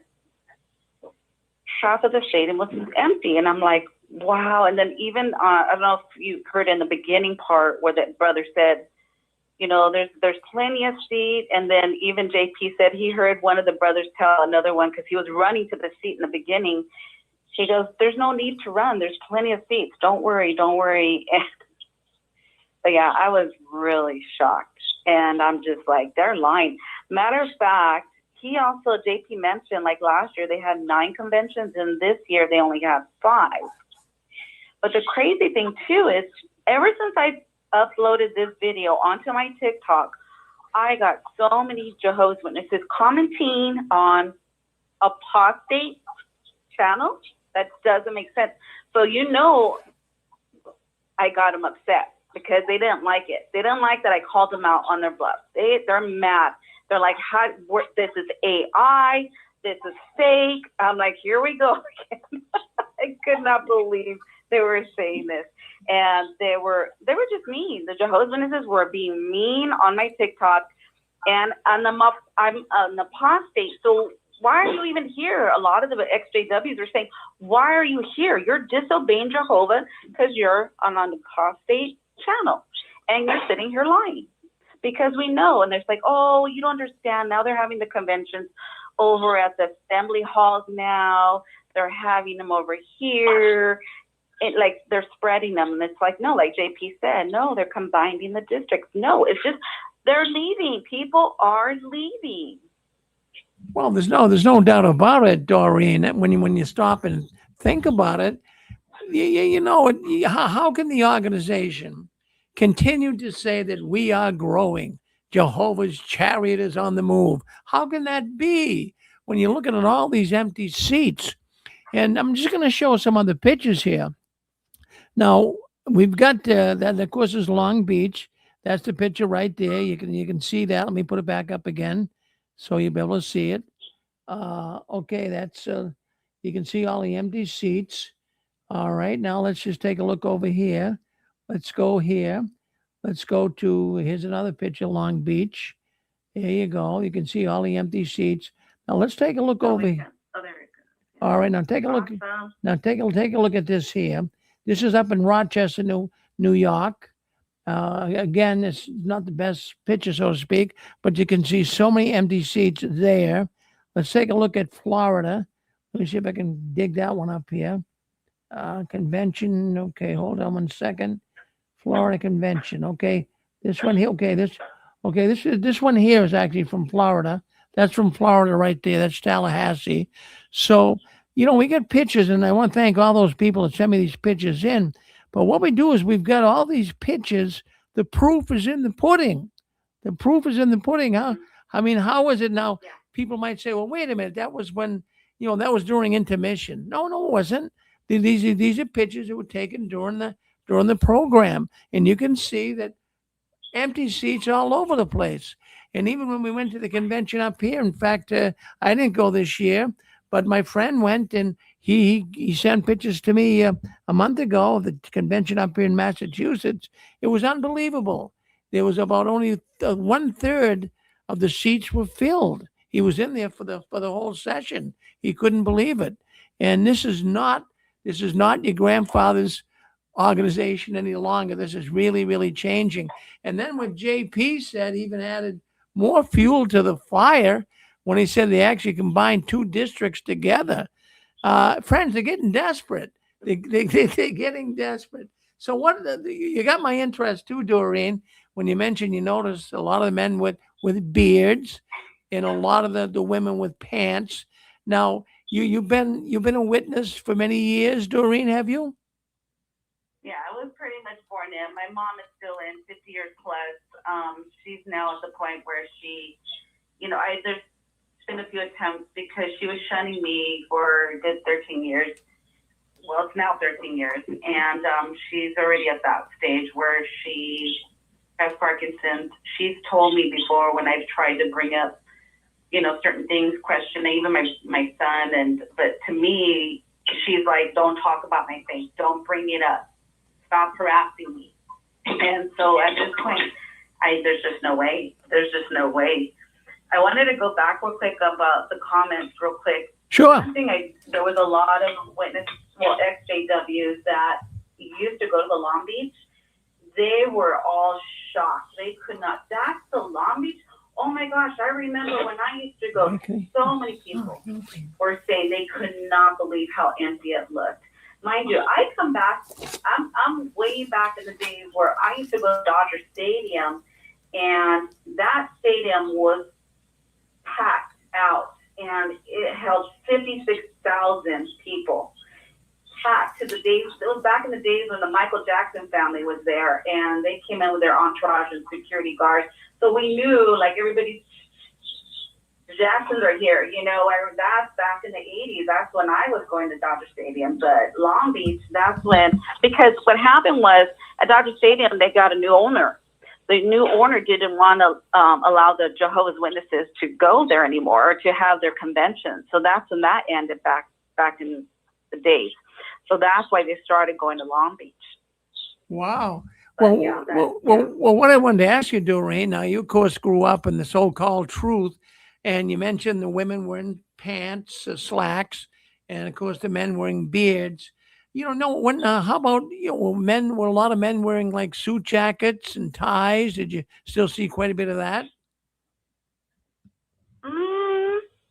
That I didn't notice. Maybe JP. And you know what? I'm going to tell you something. JP got so many compliments on his curly mustache. Well, all the brothers commented on his mustache. I don't know if you've seen his mustache, but it's a pretty cool mustache. Well, JP, it's not one of those handlebar mustaches, is it? It's those curly ones, like back in the days where it has a little curl tip. Oh yeah, my goodness.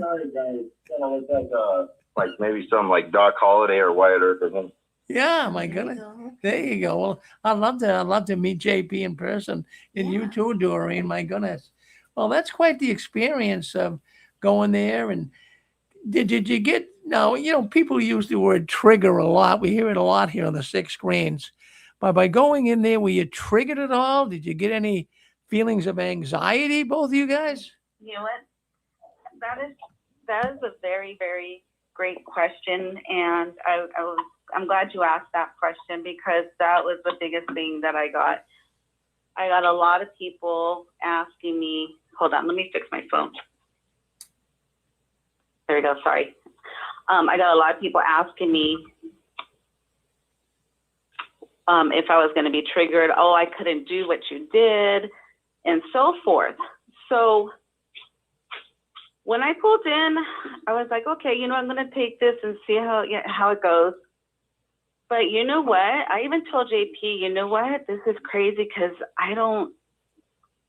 towards the end, maybe because we had been sitting so long, I got up and I got a little maybe a rush. But the whole entire time, I was like giddy inside. I'm looking at him and I'm telling him, man, you don't understand how excited I am.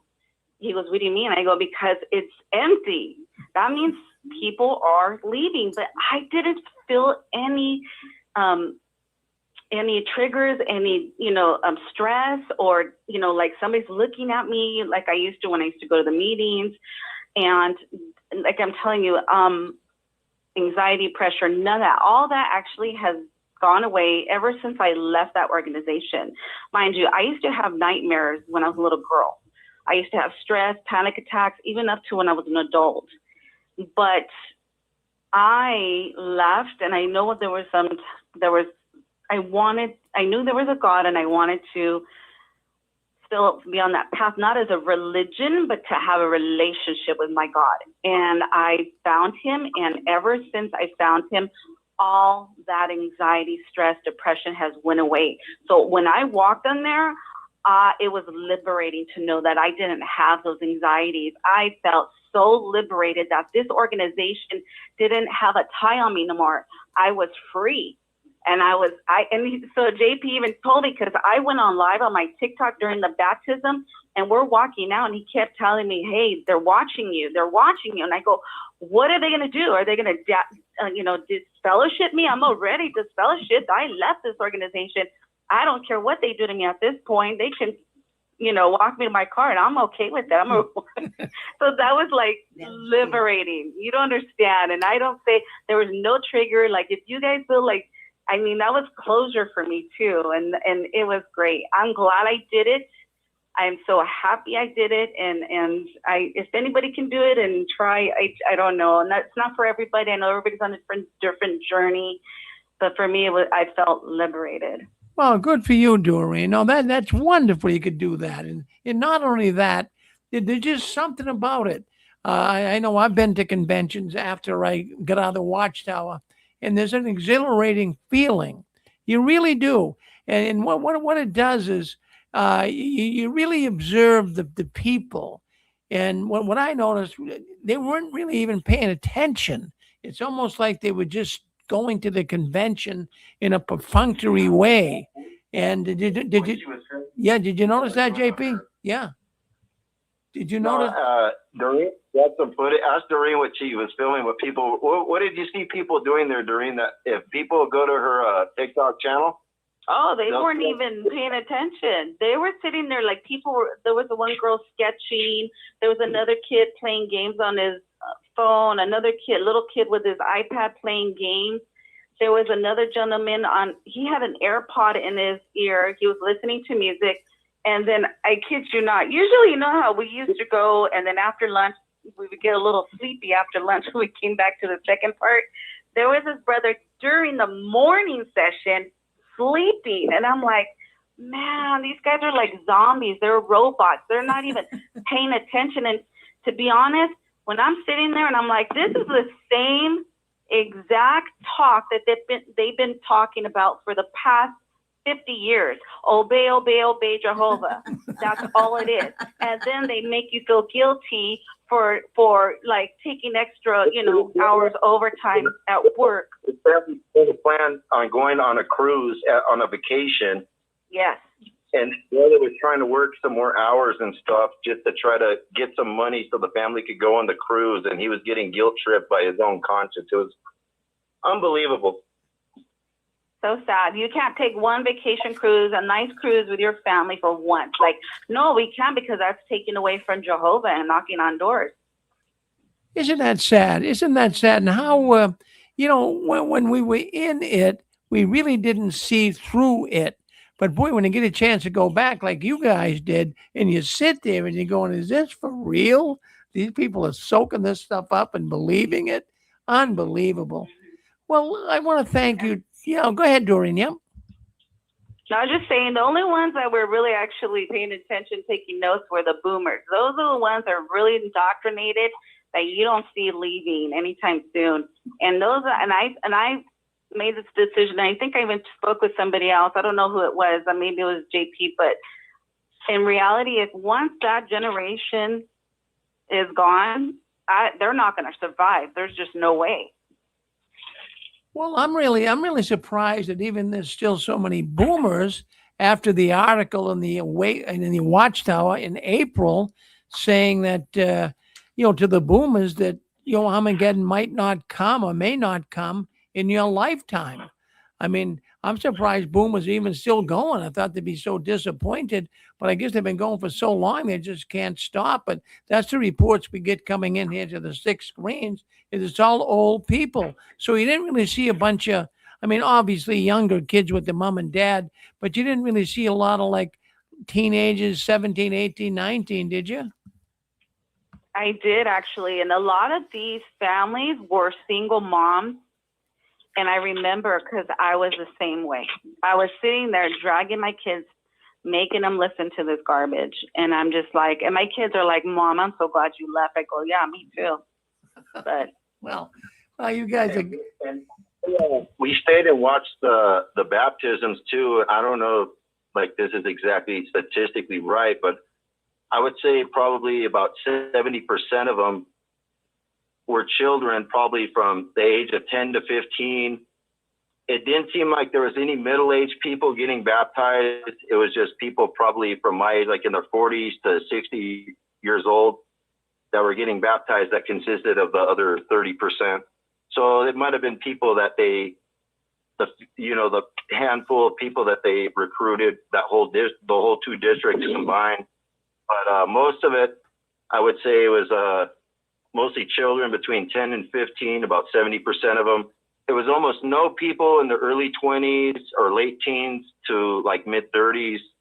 Nobody like of that age was getting baptized. It was just very young, and then older people. Wow. Well, too, in fact, I've been thinking here a lot lately of, what they're doing to get people baptized. Years ago, at one point, I can remember when I was a full-blooded witness, you had to answer 180 questions just to get baptized. But now what we hear, we have reports coming into the 6 screens that people who just come into the so-called truth, they just come in and they're getting them baptized as fast as they possibly can, and just to get those numbers up. And of course, as you guys were saying with the young ones as well. So they're doing all kinds of maneuvers and all kinds of gymnastics to get people baptized. yeah, you know how I was scared into getting baptized, and I knew I wasn't ready. The sister told me, if you don't get baptized, your children are going to die in Armageddon. That's how I got baptized, by fear. Isn't that a shame? That's Anne Marie too. If you have to, use those type of tactics to get a person baptized, that's not the truth. That's not the truth. I'll tell you that right now. Well, JP and Doreen, thank you. Thank you for going out there and reporting to us and letting us know what went on. Any final thoughts at all? Go ahead, Doreen. My next field trip's going to be Besserim, so if you guys want to look out for that video. Oh, yes. Well, let us know, Doreen. Let us know. And we really appreciate it. Sorry I couldn't get that up. I'm going to try to get that up. I couldn't do it here during the program through the text to put it onto the program tonight, but I'm going to try to do it. Maybe JP can get your email, and then he can send it that way. Yeah, in fact, jwworldnews@gmail.com. If I get it in an email, I'll play it next week because I want people to see it. You did a really good job, Doreen. You make for a good presence. You made it nice and clean. You look very good. Thank you for doing that. And I want to thank you both too. You did a beautiful job, and you made it really exciting and easy to understand. And thank you for taking the time, because there was a lot of time you spent doing that. We appreciate it. Oh, you're so sweet. Thank you, guys. I really appreciate you guys doing your hard work. All right, you guys And don't. all the XJW committee, appreciate you guys. Well, thank you. Keep cranking away at it. Don't you guys ever give in, up, or out. We love you both. Thank you. All right. There you go. Good job. My goodness, a really, really good job. That's what we like here about the 6 screens.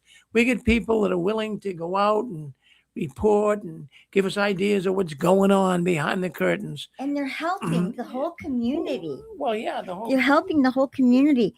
We want to make this a community. We just don't want this to be some video on YouTube. We really want to be a community and help each other. And JP and Doreen, thanks again. That's very special what you did. Well, what it is too, Susan, I don't know what the fetish is here, but what's a fascination? I'm sitting here fascinated of what they have to say about the convention. I've been out now. Satan kicked me out of his organization back in 2005, but I'm listening here with fascination, actually getting excited on what they're saying. What is going on with that? How can we get excited? How can the next witness get excited? Let me just check this phone. It might be somebody. Well, we can let that go. Okay. It's just so one of the people working with us. Yeah. So anyways, we'll give them a call back later. But anyways, I wanted to mention that what you get excited about. Excuse me one second. Mike, I can't talk right now. I'm doing my podcast. Okay. All right, we'll call him later. Oh, so anyways, I just wanted to bring up here, folks, that we do get excited when we hear this stuff, because what even Doreen brought it up, and JP as well. Look, at when you see empty seats, that just makes my heart glad. I can remember, Susan can remember, most of the people listening into this program can remember you couldn't get a seat. I had, my former wife and I, we had 5 children. So it was a total of us 7 people had to go to a convention. I used to have to get there early. Even if I was staying at a hotel, I used to get up at 5:30 in the morning. And when the doors opened, I ran in and put, books, my book bag on the seat and coats so that we could all sit together. But And the workers who came earlier would already have books and all kinds of stuff on the seat, so you couldn't even get a seat. yeah. Who want to say? Yeah, go ahead. This is JP. I'm still here. And one thing I wanted to mention too is I remember that even like 10, 15 years ago, I would get at the convention an hour early, and there would be, especially on, when did they have the drama? I think Saturday afternoon. Yeah. Saturday. And at the convention, they used to have these balcony seats where you could see the convention really close. So I'd get there really early. And now all that whole section is closed off because they don't even have in-person dramas anymore. But there's not even enough people to fill that. But I remember that, Rick. I would take an extra stack of books and Watchtowers. And I remember even having to open the book and put it, on the armrest between just to save 2 seats. And I remember some running in, and some of the attendants, they'd be telling some people, "Oh, calm down, slow down." And I remember one time the craziest thing I ever seen was we were trying to get the seat. I finally, for 1 year, I got the front aisle seat of the balcony. But I remember this one kid or brother, I was going down the aisle and I just see like this songbird or something like fling across. And he just threw a book and he was trying to make it into a seat. It was just so crazy. Well, and even when we would walk around the corridors of the Long Beach Convention Center in the aisleway, during lunch, we would always joke, this was always the most pointless job of an attendant. And they would have these 2 attendants, and this was in the heyday, like in the maybe 2010s. It would get so packed and crowded there, Rick, that during the lunchtime and even after the convention, they would have these 2 attendants walking around, and they would just hold a sign that says, "Keep moving," because so many people would gather and start talking in the corridors and the hallways that it would cause a clog, a congestion. Oh yeah. And you don't see any of that anymore. It was crazy. I don't know if you've ever seen that, brothers hold up signs like that to tell people to keep moving, not to. Oh yeah. Oh yeah, signs that said "Be quiet, keep moving." You didn't see any of that, huh? No, and then another sign too is, as the days would progress in the convention, our men's bathrooms as brothers would start turning into women's bathrooms. Yeah. And you would see a huge line of sisters waiting to go to the bathroom, and they would start chopping down our men's bathrooms as the days would go on. But you don't see any of that anymore either. Well, were the lines of sisters still at the bathroom? No, it's just empty. Everything's free. Wow. Well, that's a sign right there, man. They are tanking. There's no doubt about it. Well, thank you, JP. Thank you. Appreciate it. Yeah, have a good evening. Nice talking. All right, thank you. Well, that's JP and Doreen, and we again thank them. I'll tell you what, and in fact, as I've been going through the news here this week, there's something that caught my attention that I wanted to bring up. And, the Watchtower, they use many little, I don't know what you'd call them, euphemisms, axioms, colloquialisms, whatever term you want to use. But they got these little phrases that they would use and, put it on the back burner. But here's one phrase that really, really got me. I don't like it at all. In fact, I think it was a lie. Now you might remember this, and I hate it when the witnesses would say, "Isn't this the best life ever, Brother Farron?" Do you remember that, Susan? I must have tuned it out. I don't think I. You never heard that up Well, here? I did hear it to some extent, but not a lot. Oh, I heard it all the time. Well, I was in And Chicago. That's and different. people would say, "Isn't it going to be great to be able to go into the new system?" But even right now, we get the best life ever. Well, that's a delusional phrase. When if they keep saying something over and over again, somehow in the human mind, in our psyche, we begin to believe it. If you keep hearing it over and over again, and in the Watchtower, they would always say that, or at least make you think you're the happiest person on the planet because you're a witness. And I'm sure everyone out there listening to this program disagrees with it. But one thing that really got me when they would say about the best life ever, I can remember when you walked into a Kingdom Hall, they always wanted you to talk about spiritual things. They didn't really want you talking about business. They didn't want you talking about the baseball game last night. They wanted you talking about spiritual things. And this really was disgusting to me. So I used to think about that. I've been warned, in fact, not to talk about certain things at the meeting. And then I got thinking, how can this be the happiest life ever or the best life ever when I can't even open up and communicate with the people? It's got to all be spiritual things. It's very, very annoying. And I could not see it being the best life ever. Did you want to say something, Dick? Or Chicago? Did you want to say something? Go ahead. You know what? Yeah. You know what, Rick? I mean, repetition is a very strong part of mind control and programming. That's why they do that. Yes. That is a form of mind control, yes. And that's why they do it. It's a very strong factor in that. So anything you see like that, and if I would encourage all your audience, Rick, to do deep research and study on cult and mind control, because and not just witnesses, overall, mind control is used in advertising, in obviously religion, in finance, banks, the financial system, political system, and it's pretty much the same blueprint and the same pattern that they use.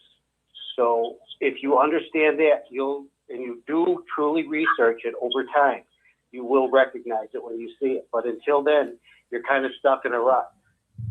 And again, like I said earlier, if you were a former witness and you expect kindness from the elders, you really don't understand what a cult is, and you don't understand what they're doing. It's not going to happen. We had Fritz Springmeyer on last week, and he suggested a book called Transformation of America, TRANCE, not trance. He said we're in a trance, and this book is so good, but you have to have a strong stomach to read it. Mm-hmm, yeah, and if you research Sigmund Freud's nephew, I think it is Bernays, he's like the father of advertising, marketing, and mind control. Look him up. How do you spell the name? Let's see. I'm not sure. You're not sure? But Okay. If you just look up Sigmund Freud's nephew, or if you look up father of mind control, it'll come up. Okay. Thank you. Rick?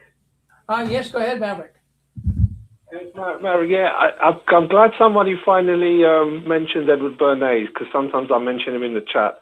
He's a kingpin instrumental in mass influencing. He was a marketeer in the early 1900s. He was hired by the presidents and big corporations to lead their marketing campaigns, and they've used his books, like he wrote a book called Propaganda, another one that was called, I've forgotten the names now. But if you type in Edward Bernays, Sigmund Freud's nephew, I'm glad that brother mentioned him, because my goodness me, he's often under the radar, but they reckon he's one of the most influential people in the 20th century. He pretty much single-handedly. Right, yeah. We'll look that up. Hey, I gotta go. We got a caller here, 781. Want to come back? 781. Yeah, hi, Rick. Yes. Hi, Rick. It's Gail. How are you? I'm good, Hi, Gail. Susan. I'm good, Gail. Hi. Hi, how you guys doing? If you don't mind, may I give people some signs to look for when someone's not doing well mentally and they're contemplating suicide? I was in the mental health field. I don't know if you knew that, for over 40 years. And Yes, yeah. during my course, I was fortunate enough to save 2 clients that would try to commit suicide. So I just wanted to share some information with everybody, if that's okay with you. Sure. Okay, first of all, they have the National Suicide Prevention Hotline. It's 1-800-273-8255. And I just wanted to say how terribly sorry I am that this beautiful young man decided to take his own life. And it bothered me. I know he's not the first one, and it's probably not going to be the last. But I wanted to share 5 signs for people to look for, because people just don't all of a sudden, gee, tonight I'm going to kill myself. No, they plan it. And here's 5 signs to look for. It doesn't have to all be the same. But the first one, they give verbal cues. And what I mean by that is I might say, gee, I'm sick of living and I'm depressed. I can't take it anymore. You have to listen and take them seriously. A lot of people, when they verbalize how they feel and that they want to end it, sometimes they don't believe them. And we have to really be very observant of someone and watch for the clues. The second one would be behavioral changes. The third is giving away possessions. When they start giving away their belongings, that's another clue. And another thing that I noticed on the video, but I won't say his name, is he had 2 lethal weapons.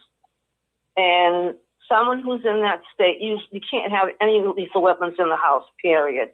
And that's obviously what he used. But I noticed that he had 2 of them in his video. That's the 4th sign. And the 5th one is substance abuse. A lot of people, especially in the XJW community and the witnesses, a lot of people seem to be depressed and they self-medicate with anxiety medication, alcoholism at a high rate amongst the JW community. So I also wanted to stress that if you notice these signs and anyone that's close to you, please don't ignore it. Try to get help, because it's crucial to take them seriously. And I can't stress that enough, because the suicide rate today is off the roof. And it's very disturbing to me, because, Austin really bothered me because he explained to everybody what his intentions were. And that was very hard to watch. It was heartbreaking, really, to watch. This handsome young man just felt that way. And I hate the society for that. And I blame them. They're all blood guilty for this. This kid lost all hope. And that's what they took away from most of us, was hope. They gave us false hope. And that was one of the major things that causes depression amongst Jehovah's Witnesses, because it's a false hope, and they realize that in the long run. And I hope everybody wakes up sooner or later.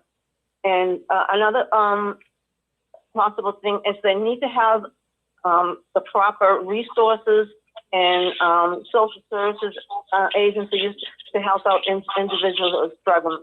Because years ago, it used to be a stigma in the Kingdom Halls. You dare tell them you were mentally ill, because they would look down on you for it. So I just wanted to share that with the audience, and hopefully that with these programs that you're not alone. Just remember that you're not alone. And if you're struggling and you feel like you want to harm yourself, call somebody. Call the 800 suicide hotline. Call somebody. Don't suffer alone. And I just want to thank you, everybody, for your attention. Thank you very much, Rick. Well, Gail, we really appreciate you saying that. And I know you were in the mental health field, so we really take it from a person that's been around this. So that's good admonition. Thank you for sharing that with us, Gail. Thank you very much. Oh, you're welcome. That's my pleasure. All right, we've got. Does anybody have any questions? Yeah, in fact, does anyone have any questions on that at all? Well, we got Matthew. He's on here with us. Matthew, you just heard. I saw Matthew earlier. Yeah, Matthew's on here with us now on YouTube. Matthew, now you're over in South Africa. Have you heard of some witnesses in your congregation or over there that have committed suicide? Hi, Rick, and hello, Susan and Gail. Thank you very much for that 5 pointers to look out for. To answer your question, Rick, yes, I've had to intervene for that. This recent loss has been a big one because it's been concurrent with other losses simultaneously. It wasn't just one young man. That was bad enough. Very, very difficult watch, very difficult to be aware of, but also difficult that we had others as well in that situation. Sometimes we can be available to try and prevent, but I think what Gail's talking about here in looking at these signs, to the extent that it is possible to be on the watch for this, it's why community matters. What you're doing here, what others are doing in their various circles, it's very, very important. Why? Because the professional help is overloaded. It can be very difficult to access quickly. Even the hotlines, it's important to have those hotlines, like Gail says, but just noticing somebody, listening without judgment, and helping them connect with crisis or professional support is a very, very important bridge. And Rick, that was a hard watch this week. It really was. It's very, very hard to process this because some of us, we saw the signs, we knew what was going to come, but there was also a sense of helplessness. I could not personally continue in the JW situation with the elders that I was with. There was a situation down here where a young person, very, very similar, managed to intervene in time, but the elder that was with me, if I give you 3 guesses as to what they did in that situation, but you only need one, they just became judgmental, started putting blame onto the person. And I had to say, listen, I cannot work with you. I cannot work with you like this. Can you please just leave it for another time? But you've got persons that are not trained.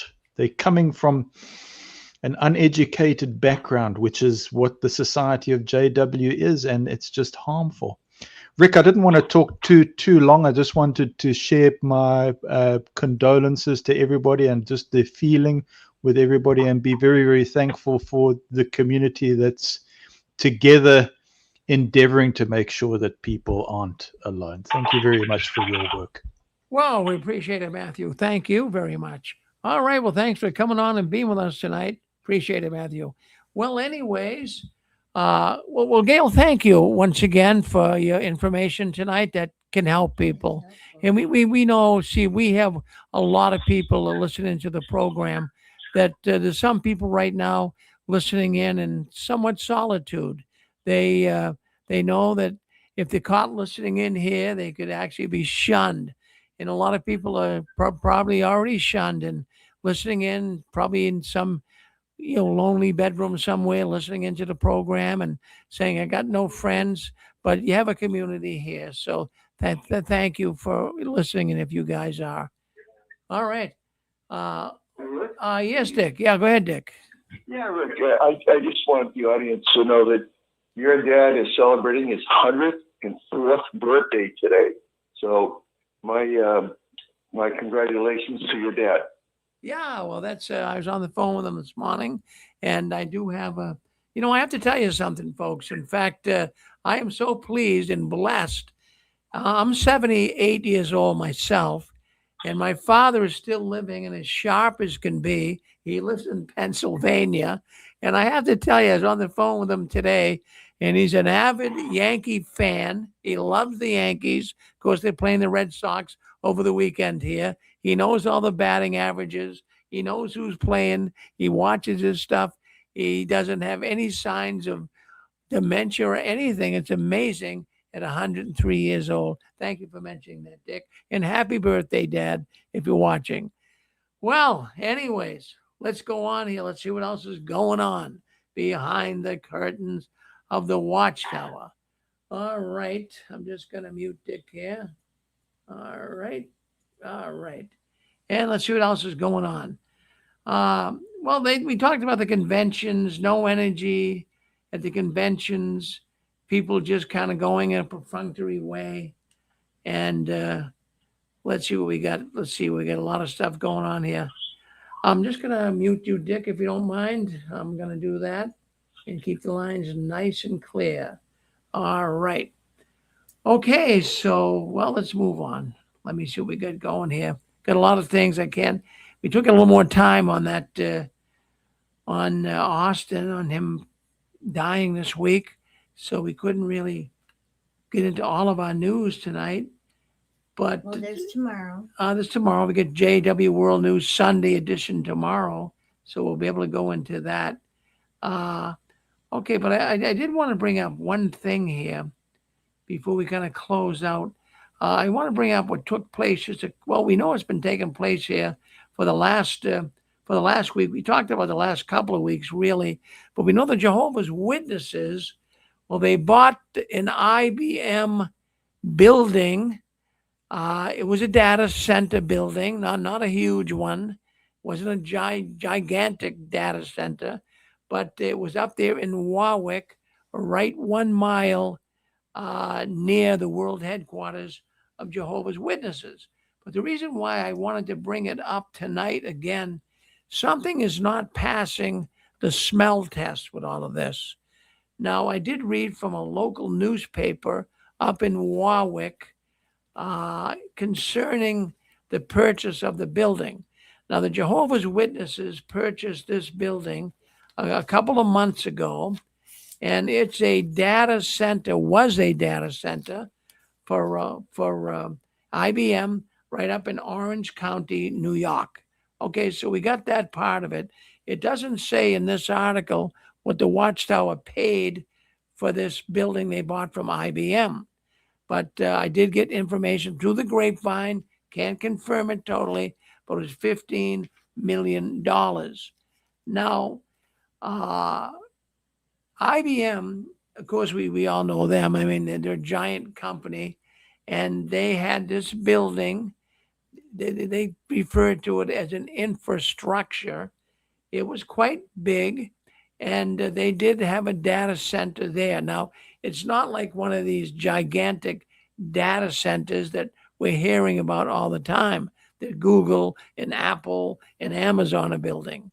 This, nonetheless, was a smaller data center, but nonetheless, it was on 68-acre campus. So, it's a lot of land. And like I said earlier, it's 1 mile away from the site.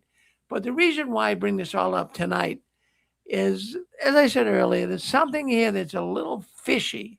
It's a little fishy. And even reading the newspaper article kind of even made it more fishy.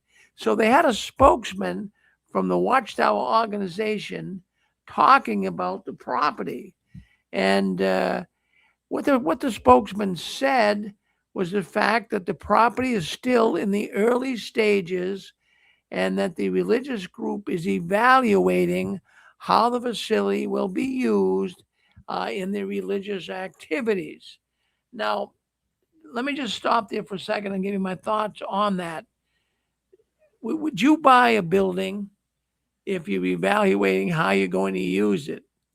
I mean, this shows me the Watchtower is nothing more than a real estate company. I mean, geez, so you get plenty of money evidently to buy a building, to buy some land. But I would think that if you were a religious organization, in fact, the Watchtower claims they're the only Christian, real Christian organization, wouldn't you think that they would have something in mind to do with the building? I mean, this sounds like a spec. This sounds like buying the land and building on speculation that you can sell it down the road. So that's what I'm thinking here. And I don't think I don't have I don't think anyone can challenge me on that. Really, you don't buy things on speculation. If you at that price, if I mean you do if you do if you're a big real estate company, but you don't do it if you're a religious organization. But anyways, the spokesman for the Watchtower, his name is Jason Hole. It's spelled Hohl.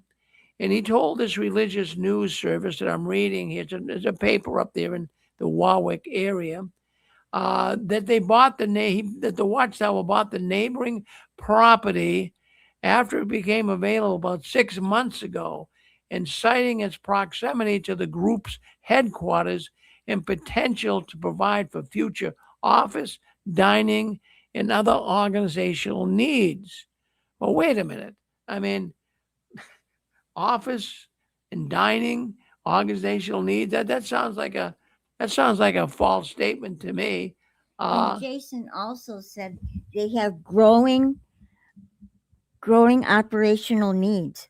What growing? They're not growing. No, it's very fishy, Susan. It sounds very much like I say a real estate company.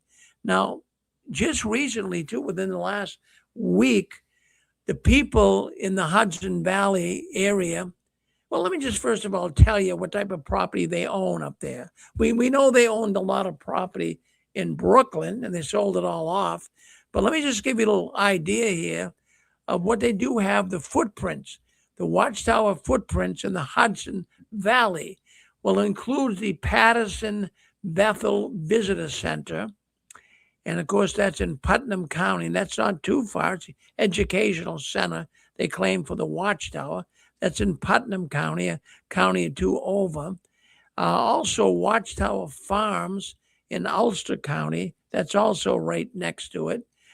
So now they also recently they opened up the Fishkill Support Center in another county, which is right next to all the other counties. Boy, they're buying all this county land and buildings up. Now, in this, The support center? that they bought? well, yeah, the support center. What do you want to say about that, Susan? Well, the support center has medical offices, event spaces, and recreational facilities. What is that for? Well, I'll tell you what it's doing, at least to me, and I'm sure to many of our listeners, it's kind of showing that they're deep into the real estate business. Look at what you do, and I mentioned this many times before. We talked about the 5 stages of a business collapse. Now, the 4th stage of a business collapse has to do with grabbing as much money as you can and try to invest it somewhere, someplace, because one of your businesses is going down. That's what's happening with the Watchtower. One of their businesses is going down. That's the religious side of their business. As you just heard from Doreen, you just heard from JP, the conventions are tanking. The Watchtower knows it. The governing body knows it. The legal people know it. The financial people know it. So what you're going to try to do is get as much money out of it while it's still somewhat alive. That's why they're asking for more and more donations, more and more money, please. And they're trying to get as much money out of the Watchtower as they can and to buy up as much real estate now as they can and hopefully be able to sell this off and be able to rake in a fortune. Now, like I say, it's still unclear what they're going to be doing with this building up there. But now another thing that gets me thinking, and I don't want you to take this to the bank and cash it and say that Rick Farron's totally right, because I don't know. I'm just conjecturing. But here's the other thing that really got me thinking. And if you guys watch business news, if you listen to any news at all, you know what's going on right now with these gigantic data centers.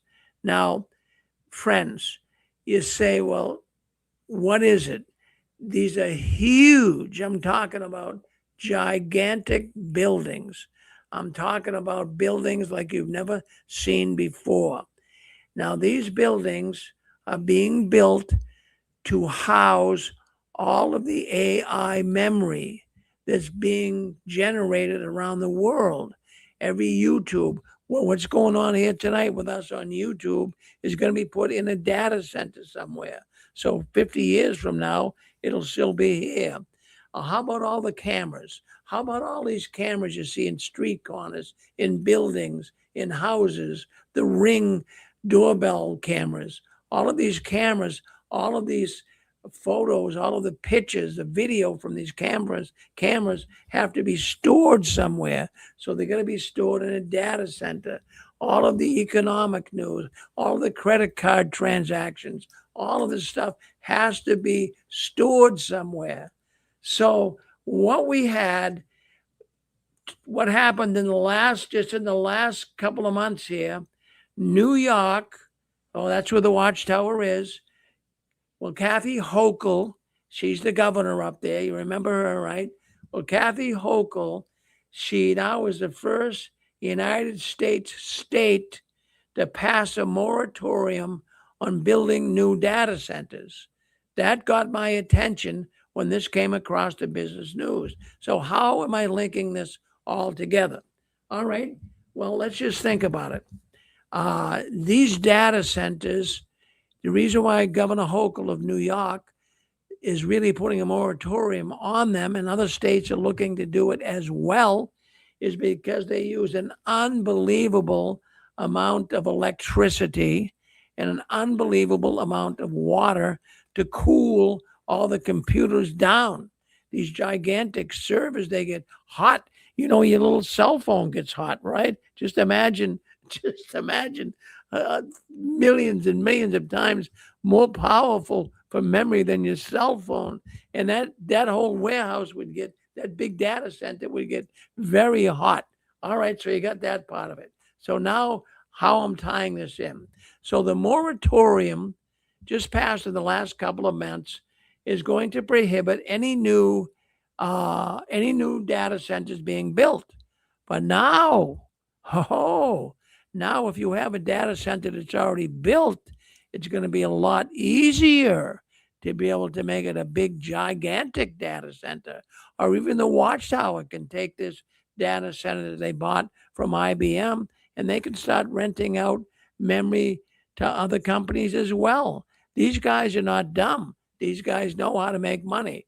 So I wanted to bring that up here tonight. And why I did is because the Watchtower now is moving aside from their religious business. Their religious business is not working anymore. They got to look for other businesses, but they're trying to keep. It reminds you of that guy at the circus that's spinning plates, right? He got one plate spinning, he's got another plate spinning, gets another one spinning. They're still trying to spin the plate of religion. They're doing everything they can. It reminds me, did you ever take a tube of toothpaste and squeeze it and too much comes out and you try to put it back in? Well, that's what the Watchtower is doing right now. It's an illustration I'm thinking of. It's very hard to put toothpaste back in the tube. And this is what's going on with the Watchtower. They're trying to put the religion back into the groove, so to speak. It's not working. They don't know what to do. People are leaving in droves. And consequently, they got to start a different business model. And they've been starting that for the last few years. Susan, what do you think? The business model that they're trying to add to all of this is, and this is Jason Hole who said this. He said an important consideration in all our construction projects is environmental stewardship.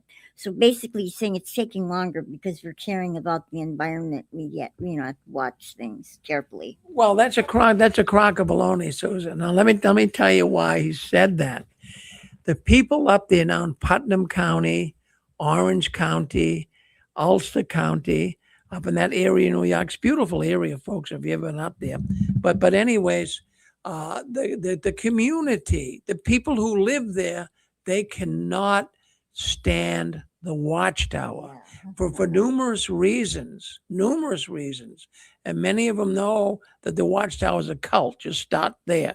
But that's not the main reason. The main reason why the Watchtower is hated, and I'm going to use the word hated, by the community that lives up by their world headquarters, and all of their buildings. The reason why they're hated is because they pay no property tax. Now think about this. IBM, when IBM was running that facility, 6 to 8 months ago, they were paying property tax. And the property tax amounted some serious money. It wasn't just chump change. I'm sure it was in the millions of dollars. Now, all of a sudden, the Watchtower comes in. Well, they're tax exempt. It's got the people up in arms.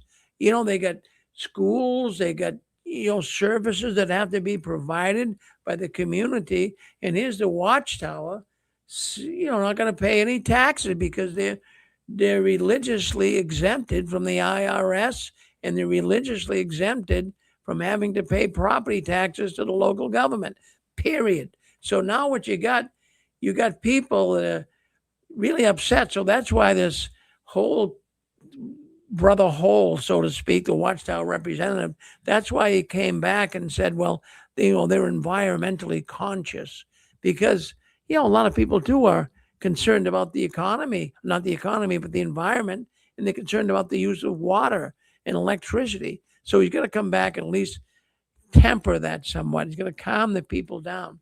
So, friends, the bottom line here is simply this: the Watchtower bought that building to resell. They got it at a good price. They can see there's going to be money to be made in the Watchtower.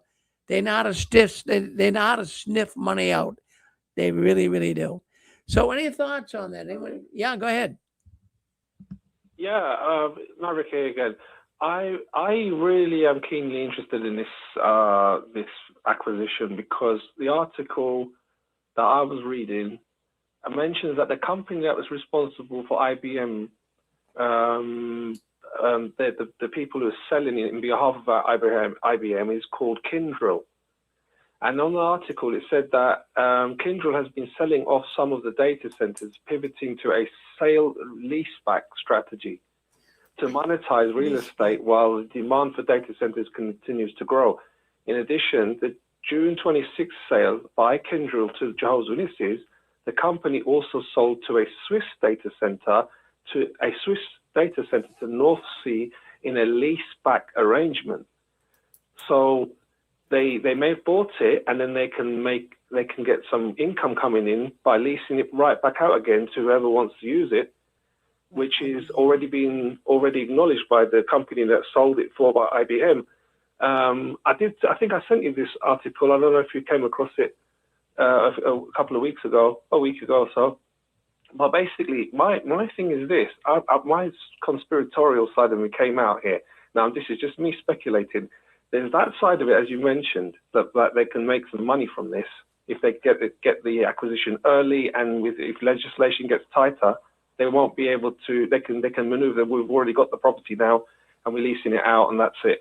But the other thing is, I'm wondering if they're planning to do a more kind of enclosed membership type of environment for the witnesses around the world, and they need a closed data center to manage all the logging ins and logging outs of. They need infrastructure like this.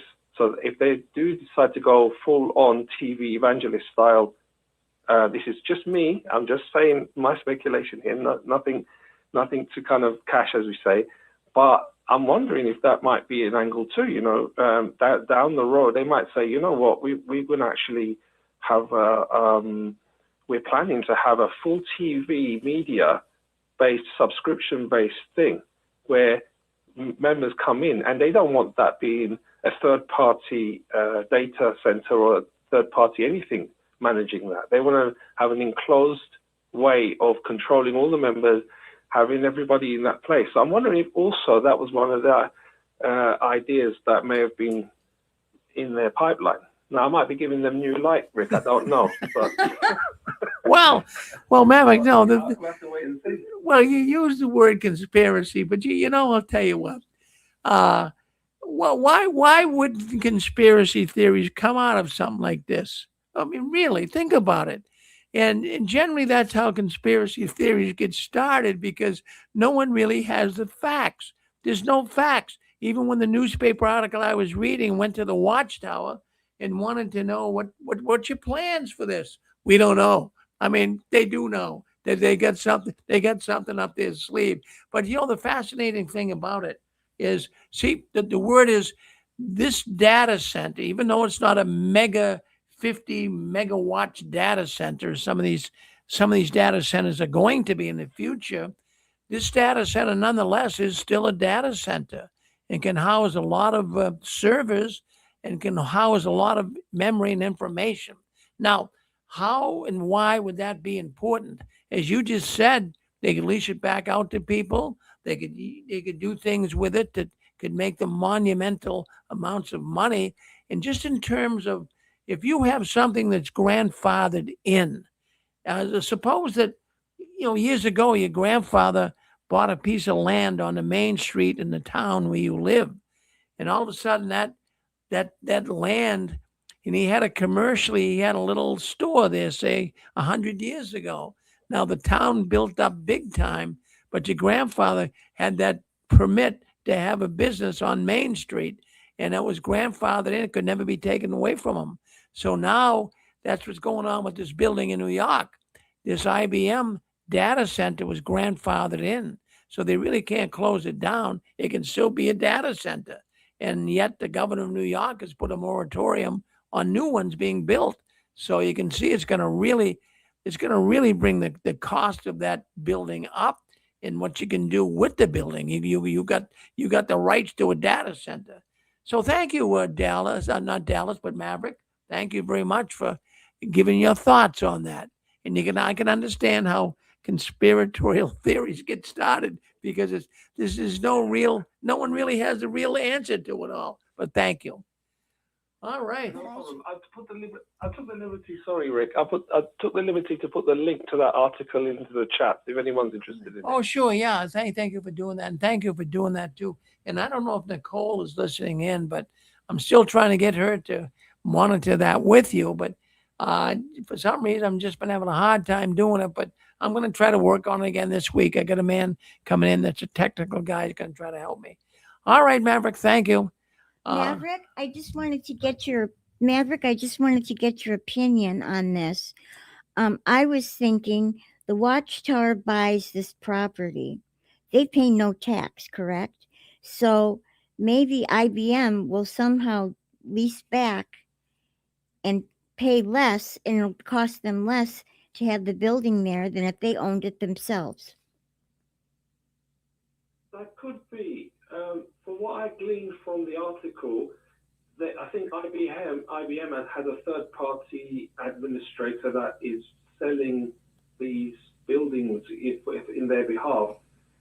But from what the article said that I posted in the chat, they are actually leasing it. So once IBM has sold, so obviously I think the way I see it from this article is that IBM are getting rid of these they are fully selling them, but then the new owners, i.e. Watchtower in this case and others, there is a system of lease back. So the article acknowledged that there is no information whether Watchtower is going to lease it. There's no information there, but some other companies have done the same thing, bought the data centers from IBM with this company called Kyndryl, who are managing all this, and then they are leasing them out, and they're getting revenue back from leasing them straight out. So if they buy them, even if they don't use it themselves, they're leasing it back out again. So they're going to make a profit from it. So I'm not sure if IBM, possibly you may be right, Susan. It might be that IBM actually leased back, and they don't have the liability of the property itself, because there are huge infrastructure to manage. A lot of resources needed to manage it. So that would make sense from IBM's point of view. But Watchtower's obviously decided to take it for whatever reason. It's deciding to maybe use it in the future. But all of these possibilities, I think, are actually viable. But again, we're so close to the end of the new system. We're so close that we've got huge data center here, a portfolio of buildings there, and asset management companies, and what else? Hollywood style studio. I mean, what else do we need now? Just before Armageddon, but don't polish your shoes before Armageddon. I got time to polish your shoes. Rank and file. Well, that's a good point you're bringing up, Maverick, because that's what I'm thinking too, and that's why I even wanted to bring this up tonight, because in the last few years, the Watchtower has gone gangbusters, buying up land, buildings, and not only that, they're not holding back from telling people. It's all over the news. People can see this now. They're telling people what they're doing. They're constantly telling the witnesses about that media center they're building in Ramapo, constantly, and need more money. So this is in view of what you just said. If this is really God's organization, then why are they doing all of this? Armageddon's right around the corner. Yeah, go ahead. Right. Yeah. Exactly. They could. I don't know if they're like flipping property.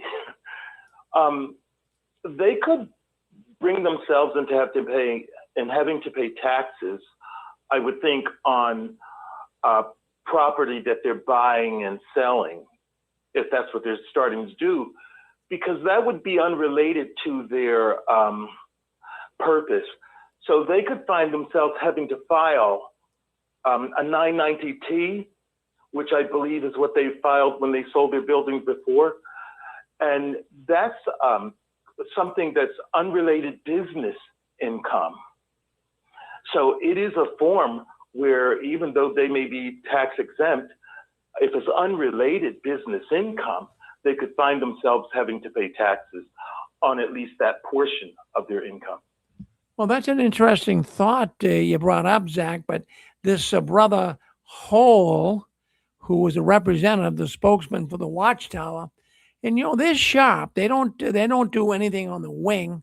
They study all of this, and when they're interviewed, they know exactly what to say. So when the newspaper asked this brother Hole, what are you going to do with the building? Well, we're really not sure. We might make it into a kitchen or cafeteria, maybe some housing.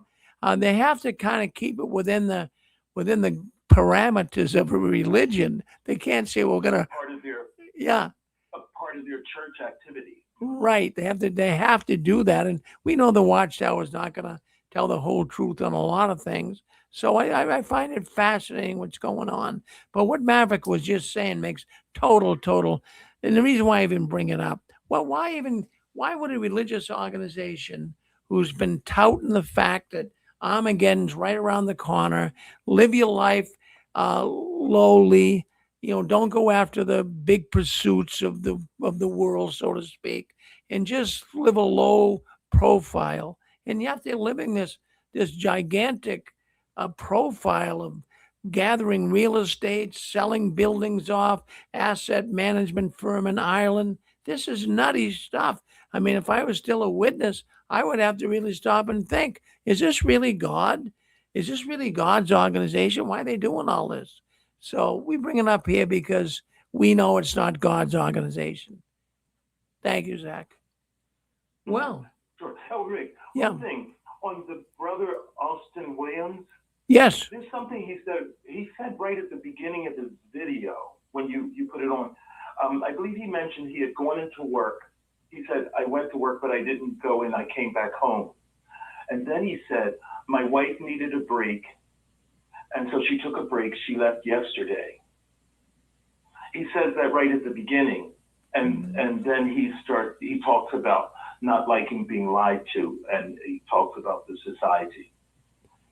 Yeah, he didn't get into a lot of detail on that, but I'll find out more on that. But what I got from the information that was sent here to the 6 screens is that evidently his wife got up and packed her bags, and that might have been one of the things that triggered him to do the unthinkable, Yeah. Very sad situation. Oh, very sad. No, in fact, people calling in tonight, Zach, and crying over the whole thing. It's but it's we've been doing this program for 20 years, and we had about 5 years ago, there was another man too that so many knew. I knew him not personally, but I met him. and he committed suicide too. And it really it hurts you. It really because what it does is it shows you some of the stuff is not necessary. If the brothers, even though you have different of opinion when it comes to religious ideology, I mean, do you have to show this kind of terrible shunning and hurting people and causing them mental anguish? Geez, the Watchtower doesn't have to be as mean as they are, you know? Yeah, Yeah. yeah, I agree. Well, thank you, Zachary. Thank you very much. All right. Well, anyways, we'll come to the end of the program. Now, listen. Well, what you want to do? We have 6 screens tomorrow. 6 screens Sunday. It starts at 1:00. Now, on Sunday, we get into theology. We don't talk about theology. We don't read scriptures here on Saturday night. But on Sunday, we get into theology, and only about 20% of Jehovah's Witnesses that leave the religion lean toward theology. They say, I want to know more. I want to know about the false prophecies of the Watchtower. I want to know what were they teaching me, because it certainly wasn't the truth. Well, I'll tell you what, we have a program tomorrow, a number of programs, and we'll be talking about theology. So if that's what you really would like to know and learn about, well, come in tomorrow beginning at 1:00. We have a program called Knowing God After Leaving the Watchtower. And we have 2 Christian apologists come on, and they're going to talk about false prophecies in the Watchtower and Watchtower teachings versus real Bible teachings. And then at 2:00, we have Anne Marie. She'll come back with us. She does a program, Ex Jehovah's Witnesses, share their story of being in the Watchtower. And you want to come in tomorrow. If you have a story you'd like to share, come in tomorrow and dial up the telephone number, that same number you see scrolling across the bottom of YouTube and Facebook. Call that number, talk to Anne Marie, and tell your story.